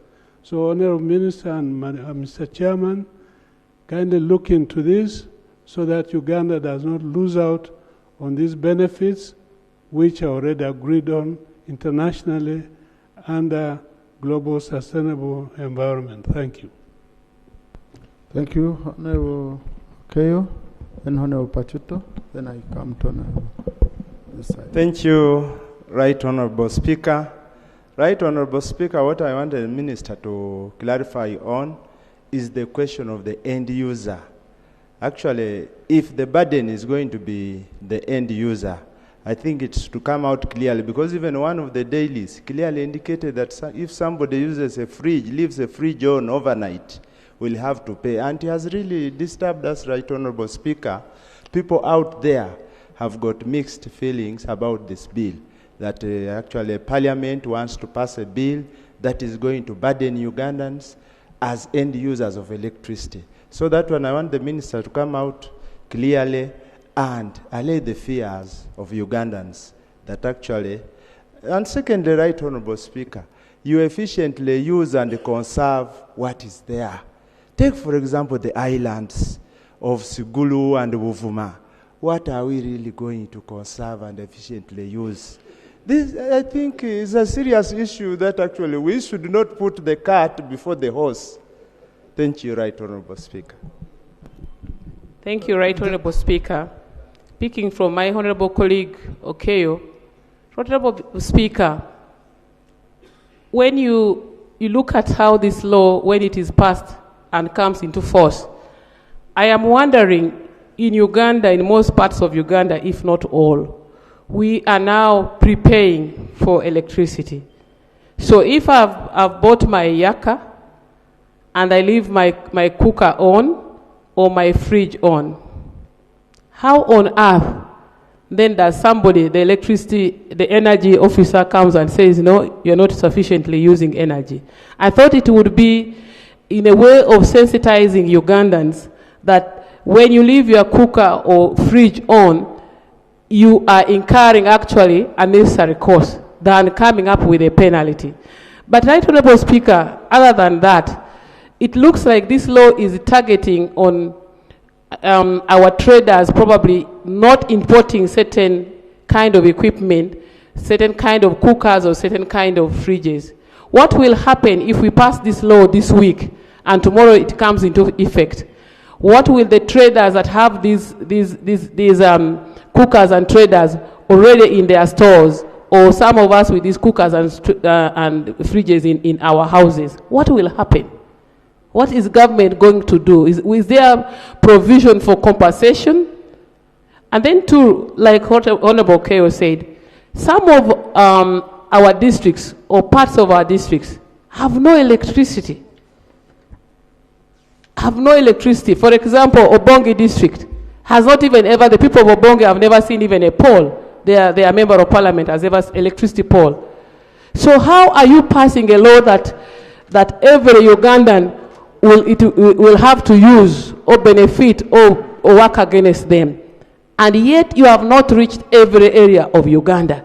Even where you have reached in Pakwach, half of the district has no electricity. Why don't we do the first thing first and then come up with other things later? Right Honourable. But again, also the minister needs to clarify as they harmonize. The minority report clearly spelled out the concern about driving costs Right Honorable Speaker, we people of Uganda are struggling with whatever kind of business. There is no law that we should pass in this house that will drive costs other than bringing it down so that our private sector can thrive beyond the Ugandan economy. I thank you. Thank you. It's, sometimes I ask myself, I say, but if you don't want something, why don't you ban it? Why do you allow me to bring it? And then you say you will regulate my use. This is like the issue we have with the nets on the wrecks. I should ask myself, who clears these nets? They pay taxes, okay? UNBS clears them, and then, so but Honorable Pachuto, if you read, let's read the law, Honorable colleagues. Let's not read the law from here. Let's go deep. For example, the issue you just raised, clause 56 of the transitional clause, which the shadow minister raised clearly that you're giving us only 2 years. So the debate would be, are 2 years sufficient? Okay, are we able to clear? But then also, Honourable Minister, when you have a law that is only punitive, no incentives, a very good example. When you look at, because I read through, when you look at what you call as incentives, you say the minister may. Okay? I mean, it's not helpful. We travel, we have been going on benchmarking, we see several cities, a very good example. They say in this zone, okay, cars which are electric, if they go into this area, they don't pay parking fees. They don't even pay congestion tax. The ones which are diesel will pay congestion tax of this much. Okay, can we go into detail if we want to sort out something? Okay. Honorable Shadow Attorney General, then Honorable Dr. Batua. Thank then you. I come to UPC. I'll pick all of you, Honorable colleagues. I had the opportunity in 2012 to undertake a study in the US for 6 months on US energy efficiency, conservation, and security. When you look at this particular bill, one, it does not even mention all forms of energy that we should ordinarily have in the country.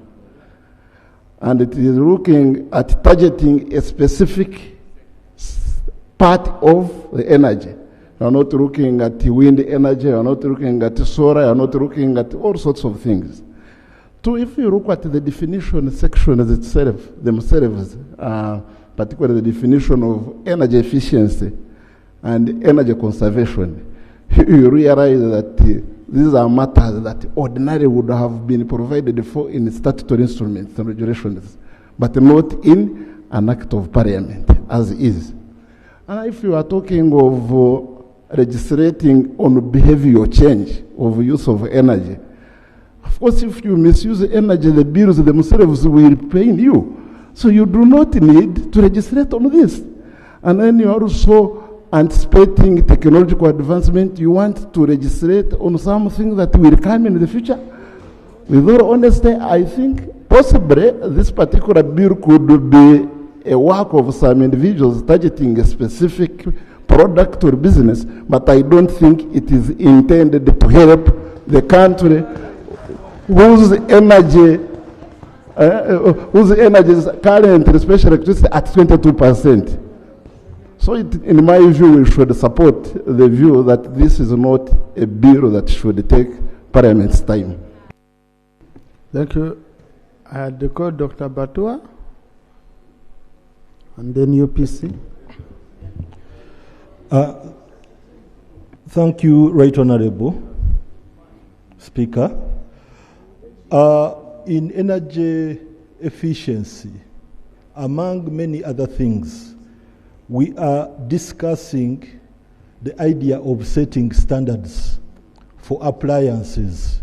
These could be lightings, these could be equipment, they could be factory machines.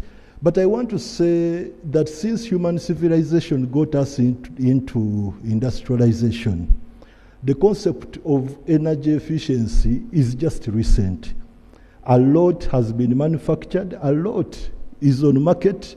that has not got these standards. For these standards to come today, the world will be redefined again.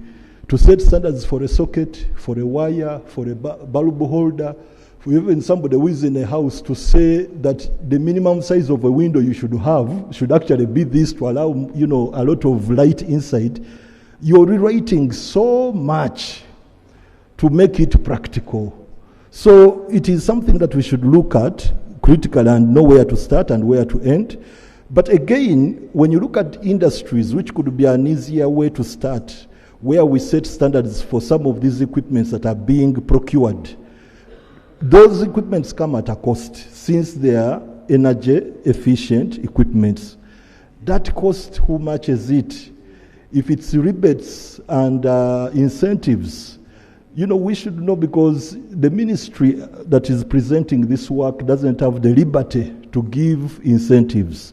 So that assurance should be embedded within the law for it to work appeasingly and for you to be true to your word that you're protecting the consumers. Otherwise, you're just going to raise the prices.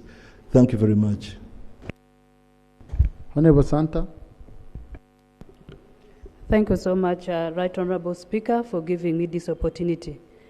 Right Honorable Speaker, I joined the minority report by saying that we don't need this piece of legislation. Mr. Speaker, listening to the majority report and the minority report, I'm fully convinced that the existing legislation that we have can address the challenges that we have. Secondly, when the minister was put to task to really convince the House as to why we need this piece of legislation, I saw a lot of difficulties.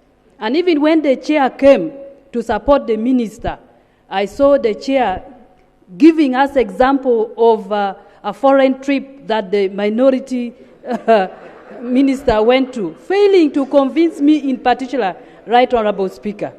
Mr. Speaker, as I was reading the report and the bill, I saw a lot of penalties.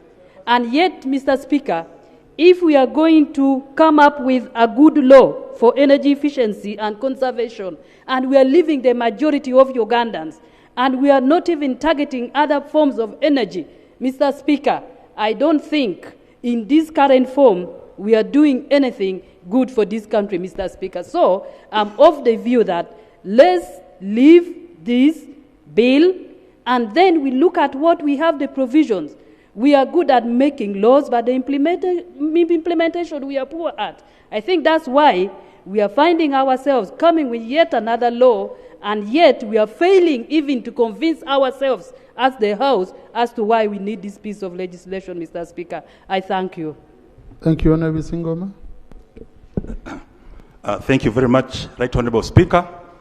Right Honorable Speaker, I also want to join my colleague, Honorable Santa, in appreciating a pertinent point which the presenter of the minority report, Honorable Kanyike, put forward, that before you talk of conserving and bring about efficiency, prioritize the issue of provision of power for all.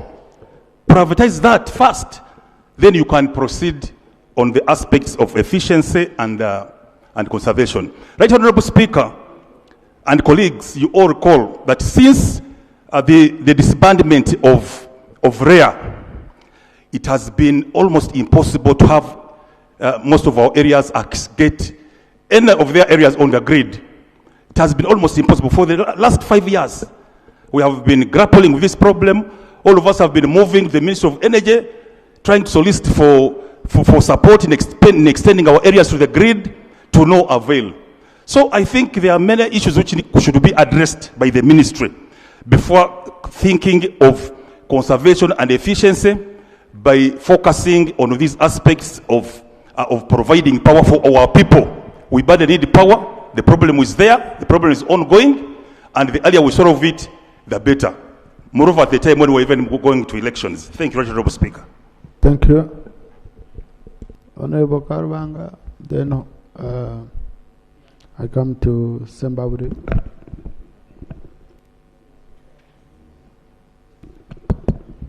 Thank you, Right Honorable Speaker. Right Honorable Speaker, we are still on the justification for the law. And indeed, I've had members, justification, I've had members, and I just want to state that the way we are now, you can do anything in Uganda. Are you a member of the committee? Yes, but we are still justifying. No, Rule 214 does not allow you, please. We are at debate level, and the rules don't allow. Kindly. Let me call, we have, Honorable Namuga, then we have one of energy experts. In this house, we have many experts. Honorable Reku Joel. I thank you, Right Honorable Speaker, and equally appreciate our committee for the report. But I'm in support of the minority report. Right Honorable Speaker, we are mixing issues here. Energy efficiency and conservation, the major problem is enforcement. So after failure to enforce, government is trying to convince itself that they need another law. That's the reason as to why we are all saying this law is very, very redundant.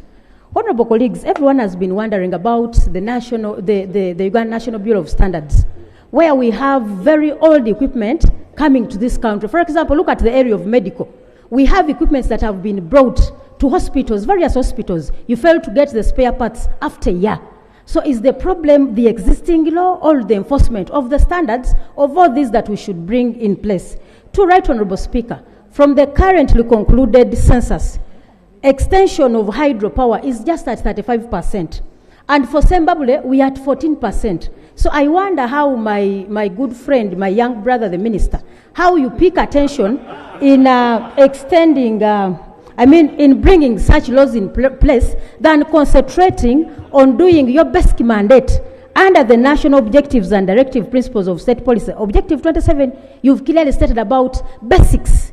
What we are talking at is a basic. You have failed to provide the basic. Then you are moving for the hardest. You've failed to do the simplest. So you are moving to what you cannot even do. So my friend, I do encourage you to concentrate on doing what is basic than struggling to even, look out for what you cannot afford. Right Honorable Speaker, we believe this law is very, very redundant and a waste of taxpayers' money in processing it. I want to thank you. Thank you. Honorable Eku. Thank you, Right Honorable Speaker. Right Honorable Speaker, the bill on table is about energy efficiency and conservation. I think we are losing a point. We are not talking about sources of energy. We are talking about energy efficiency. When you look at energy efficiency, it's about using less energy either to cook or to do your refrigeration or to light the house. For example, if you had an appliance which is like 1,000 watts, and you get an appliance of 500 watts. So what do we do? That is energy efficiency that we are talking about. That's what the bill is coming to address. Right on the Speaker, this government moved already. You remember we are using incandescent bulbs which are ordinary, which are about 100 watts. Government moved away from that one by giving us LED bulbs which were free. That was part of energy efficiency we are talking about. Yes, but now what do we are now talking about how to get equipment which are efficient, which do not use a lot of energy. And that's what the bill has come to address. We are not talking about conclude. I want to benefit from your thank you. Thank you, Madam Speaker.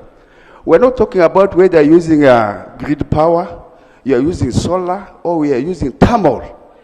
But what we need is, you need an efficient appliance in your house. That's what we need.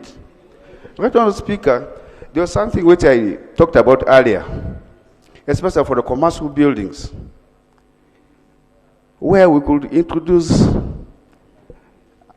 a law where the commercial buildings use install about solar systems on the rooftops, where they can generate about 20 to 30% of their energy needs within. But Honorable Reku, the question, because whatever you're saying is okay, the question is, do you need a law? For example, like the intervention you gave on bulbs, okay?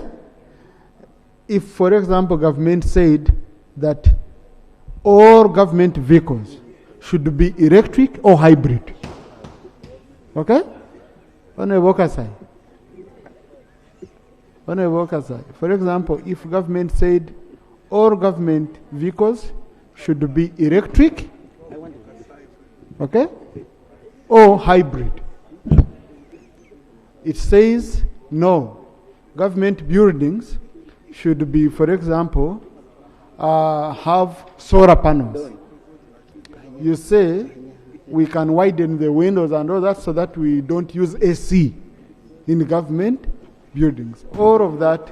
Oh, you say we are not going to put tax on electric cars, and we are going to put charging points. Okay? Don't you think that would work better than the law? Because I would voluntarily bring myself to achieve, to benefit, and I would want to know countries which have such a laws.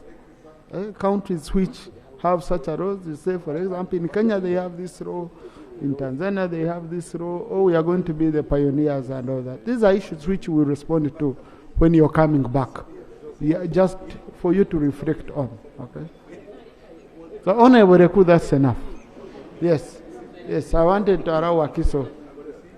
Then I come to Ruchiga. Thank you so much, Mr. Speaker. Mr. Speaker, as the Minister comes back as well to this House over this law, we request he looks critically at the matter of overlap of the legislation. When you get to clause 9, you realize that you are bringing in now local governments. As per the Local Government Act under Schedule 5, the duty to handle under Part 1, then Bullet 15, you are having, it's entirely the central government to handle the energy policy. Now you are allocating local governments to cabinet so that they handle in each and every area of jurisdiction. So the matter of overlap, as raised by the Shadow Minister, it's very key also to see the assignments you have given to local governments. Otherwise, I associate myself with all matters raised by the alternative government over this matter, especially considering our consumers await us as Parliament to see how best we can provide more power to the whole country and reduce tariffs. Thank you. Thank you, Honorable Roland. Honorable Modoya Isaac. Thank you so much, Right Honorable Speaker. I associate myself with the minority report. Number one, when you look at the definitions, I found two definitions which are very intriguing. One is a dealer. Whenever I see a dealer in a bill, I get scared. The second one is the designated energy consumer. A designated energy consumer here, Right Honorable Speaker, they say means an energy consumer or class of energy consumers with an energy consumption threshold determined by the minister. When you look at this, Right Honorable Speaker, it automatically tells you that there is another body, form of a body, that is going to be formed somewhere where there will be staff employed, and then we shall start grappling with the costs of administration of this body. But most important, Right Honorable Speaker, you cannot have energy efficiency where you don't have energy. When you look at this book, Right Honorable Speaker, I hope every member of Parliament has got a copy. The report on public debt, grants, guarantees, and other financial liabilities for the financial 2024-25. There are pertinent issues, especially relating to scale-up project. Right Honorable, we approved this loan in 2023, and as of now, only 11% has been disbursed, and this loan is expiring in 2026, and we don't have energy, we don't have power in our constituencies and our districts. Our good minister should be telling us what is he doing with this money that we approved for him to extend the power to our constituencies and districts, instead of now bringing these bills which are very confusing. Thank you so much, Right Honourable Speaker. Thank you, Honourable Madoya Isaac. Right Honourable Speaker, I want first of all to thank you so much for the guidance that they go back and really try to bring together the views and come up with the law. You cannot provide enabling regulations in absence of the law. You can't. So to me, I'm going to agree with the minister. Bring the law, and then you come with enabling regulations. Because we are in a period of actual development, and indeed energy has become an issue. Some of us who are not here, you realize that the minister gave us even poles, and we never got the wires, and we are victims. But at the same time, there is electricity or rather power development in the country. We have importation of materials of all types, but we need to have a law. And that law should be expanded and also look at the existing laws to be harmonized. And when you harmonize them, then you come with enabling regulations. I want to be guided here by the minister through you. Right Honourable Speaker, do we have a law? And if it's not there, this is the moment for us to look at it critically.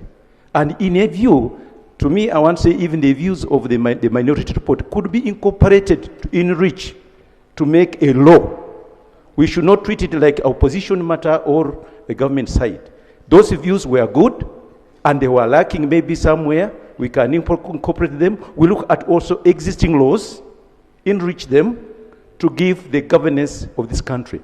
In the rural areas, the local government must have a stake. Because indeed, right now, whether you like it or not, there is a big issue.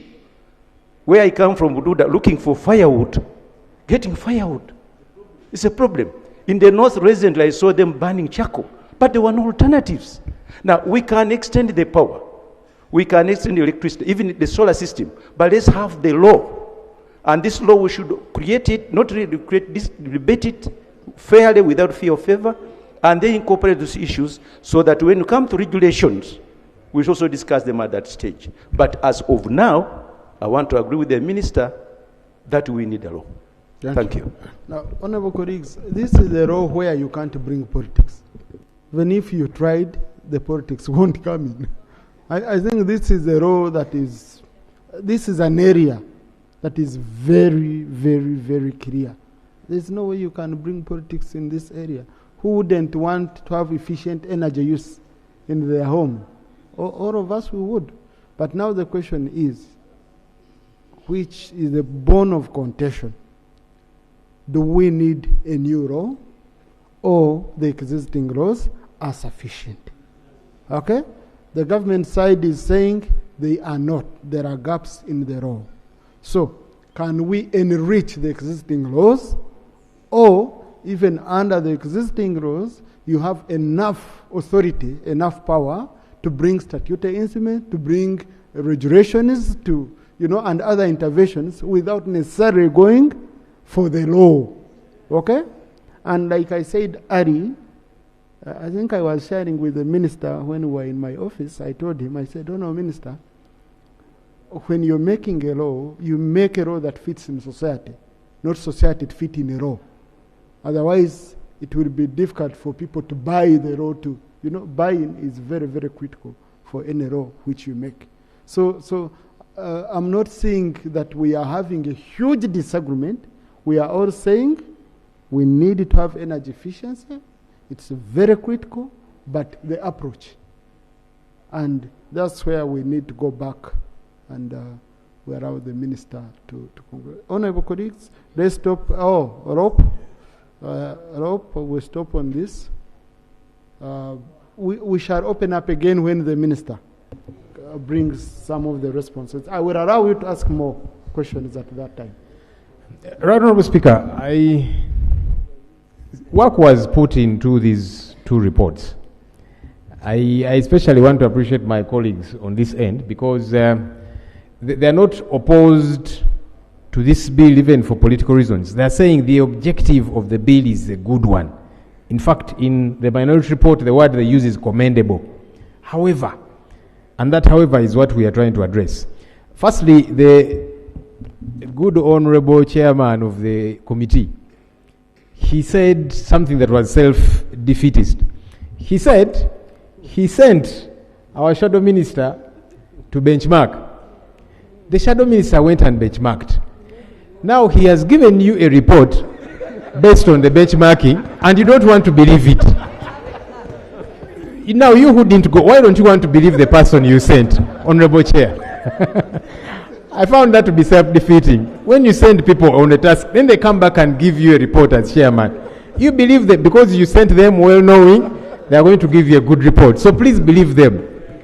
Away from that, Right Honorable Speaker. A shadow minister may be reported to the shadow cabinet and they concluded. No, I didn't even know about it. He reported to his boss who sent him on the benchmarking. But as we are saying, yes, want regulation, but one must it be in the law. Can it not be regulations? Good people, regulations are law as well. In fact, we call it subsidiary legislation. So not every law has got to be passed here. Statutory instruments, regulations. By the way, even our local councils are empowered by this house to make law. And it is also law. Those bylaws that they make, the ordinances, it is law. What's important is that it should not be contradictory to the Constitution. Yeah? So let's not worry that a regulation is not law. No, it is actually law. And it is okay for that. But even as we do that, Honorable Speaker, I worry that our focus is on a very small percentage, electricity. How many people actually have access to electricity? How many are utilizing it? Because the bigger bulk of our population is using biomass, fuel, firewood, charcoal, plant residues, and so on. I don't know why we think that that's not critical.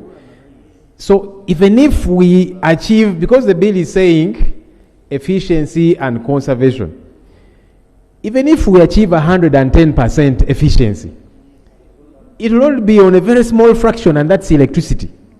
How about the bulk of it? Because it's important. That's our population, Honorable Minister. The reality is that's our population. That's what they use a great deal of the time, biomass.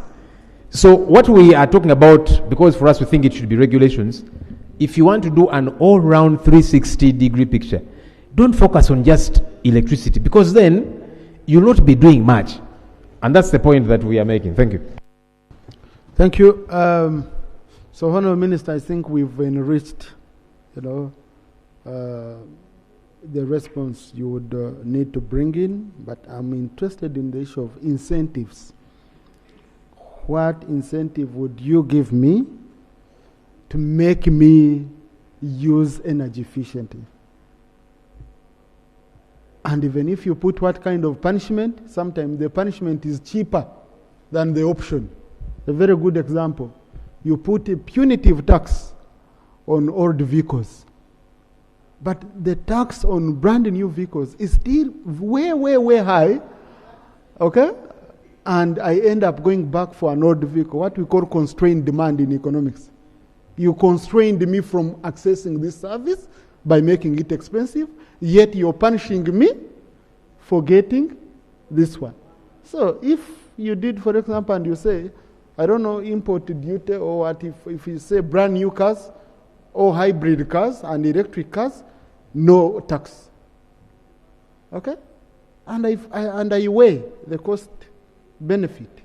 I can say, no, if I add on 5% and I get a brand new car or 10%, it is much better than me paying this much to buy an old vehicle. So those are interventions which I'm really interested in the incentives. Thank you. So, Honourable Minister, please pick this, get a copy of the Hansard for the Minister, have a meeting with the Attorney General, you first look at these issues. After, you'll hold a meeting with the chair of the committee and the shadow minister who brought the minority report, and we shall see a way of of narrowing the debate on these issues, and you come and advise here on the floor. Okay? I think that's much better for you, Honourable Minister. Thank you. So let's stand over this item. Honourable colleagues, yesterday, the Honourable Milton Muuma raised the issue of Busoga University, and I requested the Minister for Education to give a response today. And the Minister has brought it, and I was told it's an urgent issue for the people there, so it would be important for them to receive this response. So I request that I propose that we amend the order paper to accommodate this item. Statement by the Minister on the status of construction works at Busoga University. Honourable Minister.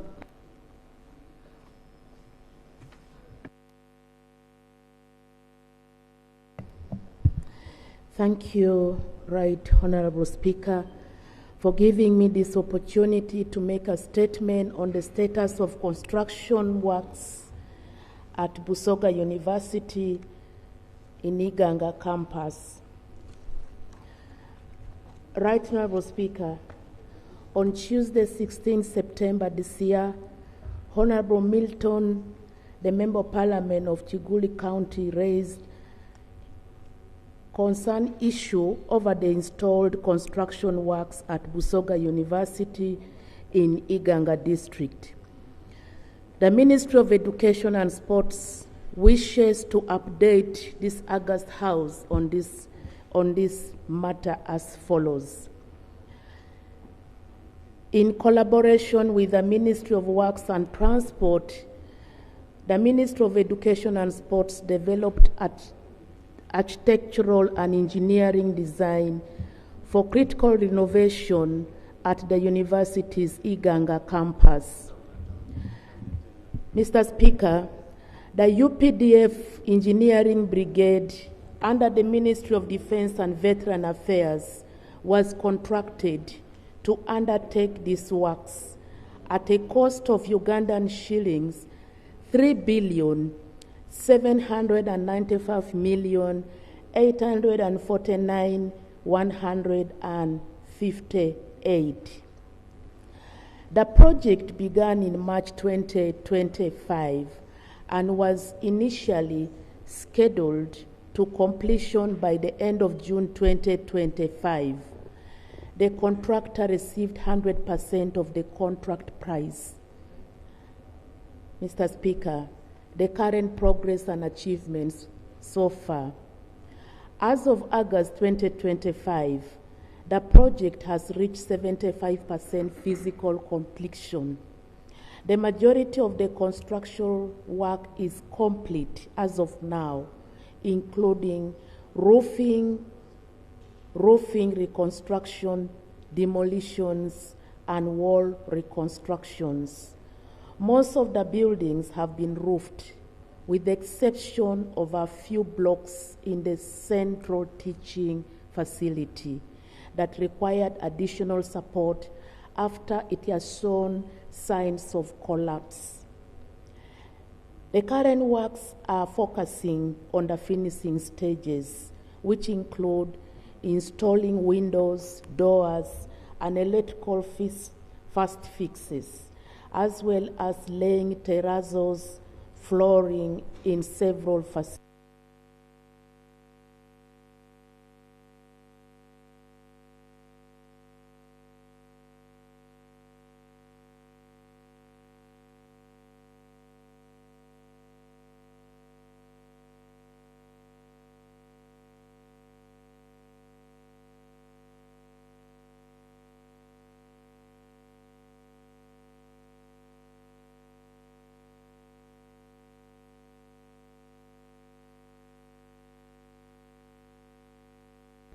Honourable Minister, you can consult the clerk if there is any issue.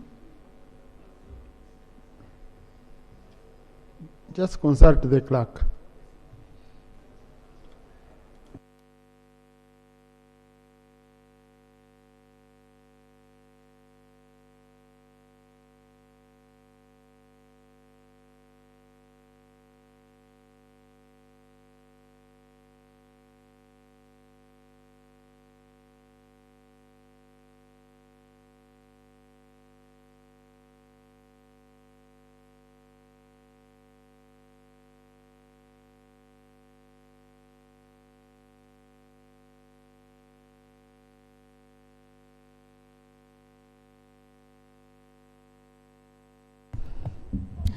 Thank you, Mr. Speaker. We are on page 3. The outstanding works. The following tasks have been behind schedule. Number 1, the mechanical installations, the air conditioning, firefighting systems, sanitary fittings, and gas supply. Number 2, electrical finishing. Mr. Speaker, lightning, cabling, switches, sockets, data system, and lightning protection. This is among the works that has been behind schedule. Number 3, internal finishes, painting, joinery fittings, gypsum ceiling boards, and wall preparations. Number 4, furnishings that include installation of finishing. And lastly, the external works, including landscaping and other external site works. Mr. Speaker, the delays on the project can be attributed to the following factors. Factor number 1, the renovation of old structures have proven more complex and time-consuming. Number 2, the contractor experienced internal operation issues which impacted negatively on the project timeline. Number 3, several necessary on-site variations and designs, they were adjusted and required to enhance safety and usability. This included addition of a chemical holding tank, installation of more sinks in the science block, and replacement of the roof on Block B in the central teaching facilities. Based on the current timeline, Mr. Speaker and honorable members, the project is now due for completion by the end of October 2025. As I conclude, the Ministry of Education and Sports, we have engaged the Ministry of Defense to address the project's progress and the delays as outlined. We are optimistic, Mr. Speaker, to continue collaboration with that will help to resolve the outstanding issues and to ensure timely completion. Right Honorable Speaker and honorable members, we really appreciate Parliament's oversight role on this strategic project. Your proactive participation will help us to rally more support for timely completion of the project to enhance the delivery of education services for our people.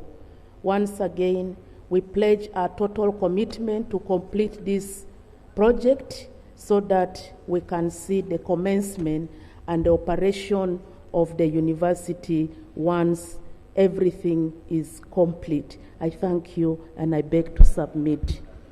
Thank you. Thank you, Honourable Minister. This is very, very clear. Thank you. No, honourable colleagues, I didn't want to open this for debate. Okay. No, before up. No. Because I don't want to open this to a much bigger debate. I will allow Honourable Muma who raised the question, because I had even wanted an oral answer. I didn't want to go much deeper. Thank you very much, Mr. Speaker, and thank you very much, Honourable Minister, for responding to my concern. Mr. Speaker, either by coincidence or what, I have to thank the UPDF that yesterday, as we raised this matter, today the engineering brigade reported on the ground. So I need to thank them for responding accordingly. Finally, Mr. Speaker, maybe I think since we are serving the general public, maybe he could help and shed, since the official communication was that commencement was supposed for August. It would be good, since we're in a political season and the government is committed to serving people, maybe they would say, since we're behind schedule, instead of August, maybe we're looking at December, so that the public knows what exactly is happening. I thank you, Mr. Speaker. Thank you. Lob. Honourable Speaker, I thank the Minister for the statement. You see, some time back we were told that our friends in uniform, aside from being good at using the gun and other artillery, that nowadays they're also good at construction. And so government began to deploy them for various projects. Now, when you read the Auditor General's report, it chronicles several projects that are being handled by the UPDF that either stalled or are not progressing. That's the Auditor General's report. That's not the LOP's off-cuff remarks. So, as she has said, as usual, the Auditor General's report. I don't know why you're castigating the Auditor General, but No, we employ him. Honorable, I didn't hear her say anything, and shouldn't go on record. Side talk cannot be put on the hands. And the people in military follow orders. You have heard the order of the Speaker. So the Auditor General is raising a red flag. What is the issue? Is the UPDF actually competent? And really, I'm asking this based on the Auditor General's report. Are they competent to do this work?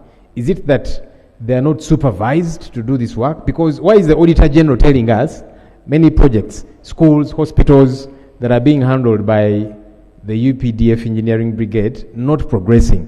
What is the issue? So this is one of numerous examples. Finally, Right Honourable Speaker, you see, in project management, there is the, as we call it, the project management triangle, the interplay between scope, time, and cost. Now, the initial time frame for this project was about 4 months, March to June. Now the Minister is telling us October. That's double the initial time frame. Now, I want to think that because even the scope is affected according to your statement, there's many other things that you discovered now, we need to do this, that, and the other. So the time has doubled, the scope has grown. Is the cost not affected? Who is going to pick up that bill? Because you don't mention it here. Because we might have a challenge in October. The date you have given us might come and then she says, well, we haven't finished because we need more money. From where? Why is that not being mentioned? Or actually, maybe it doesn't arise. Honourable Minister. Thank you so much, Mr. Speaker. Two things for me to respond to. One, about when the university can begin to operate in terms of teaching, in terms of opening the doors for the students to enter. This will be done as soon as National Council for Higher Education approves that the curriculums are ready. Two, the site that is being renovated is ready, suitable for learning purposes. And I can confirm that this process has started. The National Council for Higher Education has started the process of accreditation. So I'm sure, given the next coming calendar year, we will be in position to approve and accredit the site, accredit the curriculum, and to ensure everything is ready so that the doors are open for lectures to begin. Number two, concerning why the work has taken probably quite long. This is not a new building. This is not a new scope of work. We are doing renovation, comprehensive renovation for the entire campus. And of course, there were a lot of anticipated delays, as I've mentioned in the statement. What is clear is that 75% of the work has been done. That does not mean that the funds have been exhausted. And it, of course, also it's based on when the money comes at hand. And I want to thank you for the support you have given to ensure that money is provided for this work. So, Mr. Speaker, as of now, the UPDF Engineering unit, they have not yet requested for any more money, extra money to complete the project. The 3.7 billion is what is still available to complete this work. What I can finally say, Mr. Speaker, they are doing quality work. Quality work does not need you to rush. You need to do work that is quality, that can last, and that can really see to it that this is a university, but not an institution. I thank you. Thank you. Now, honorable colleagues, you want to add on anything?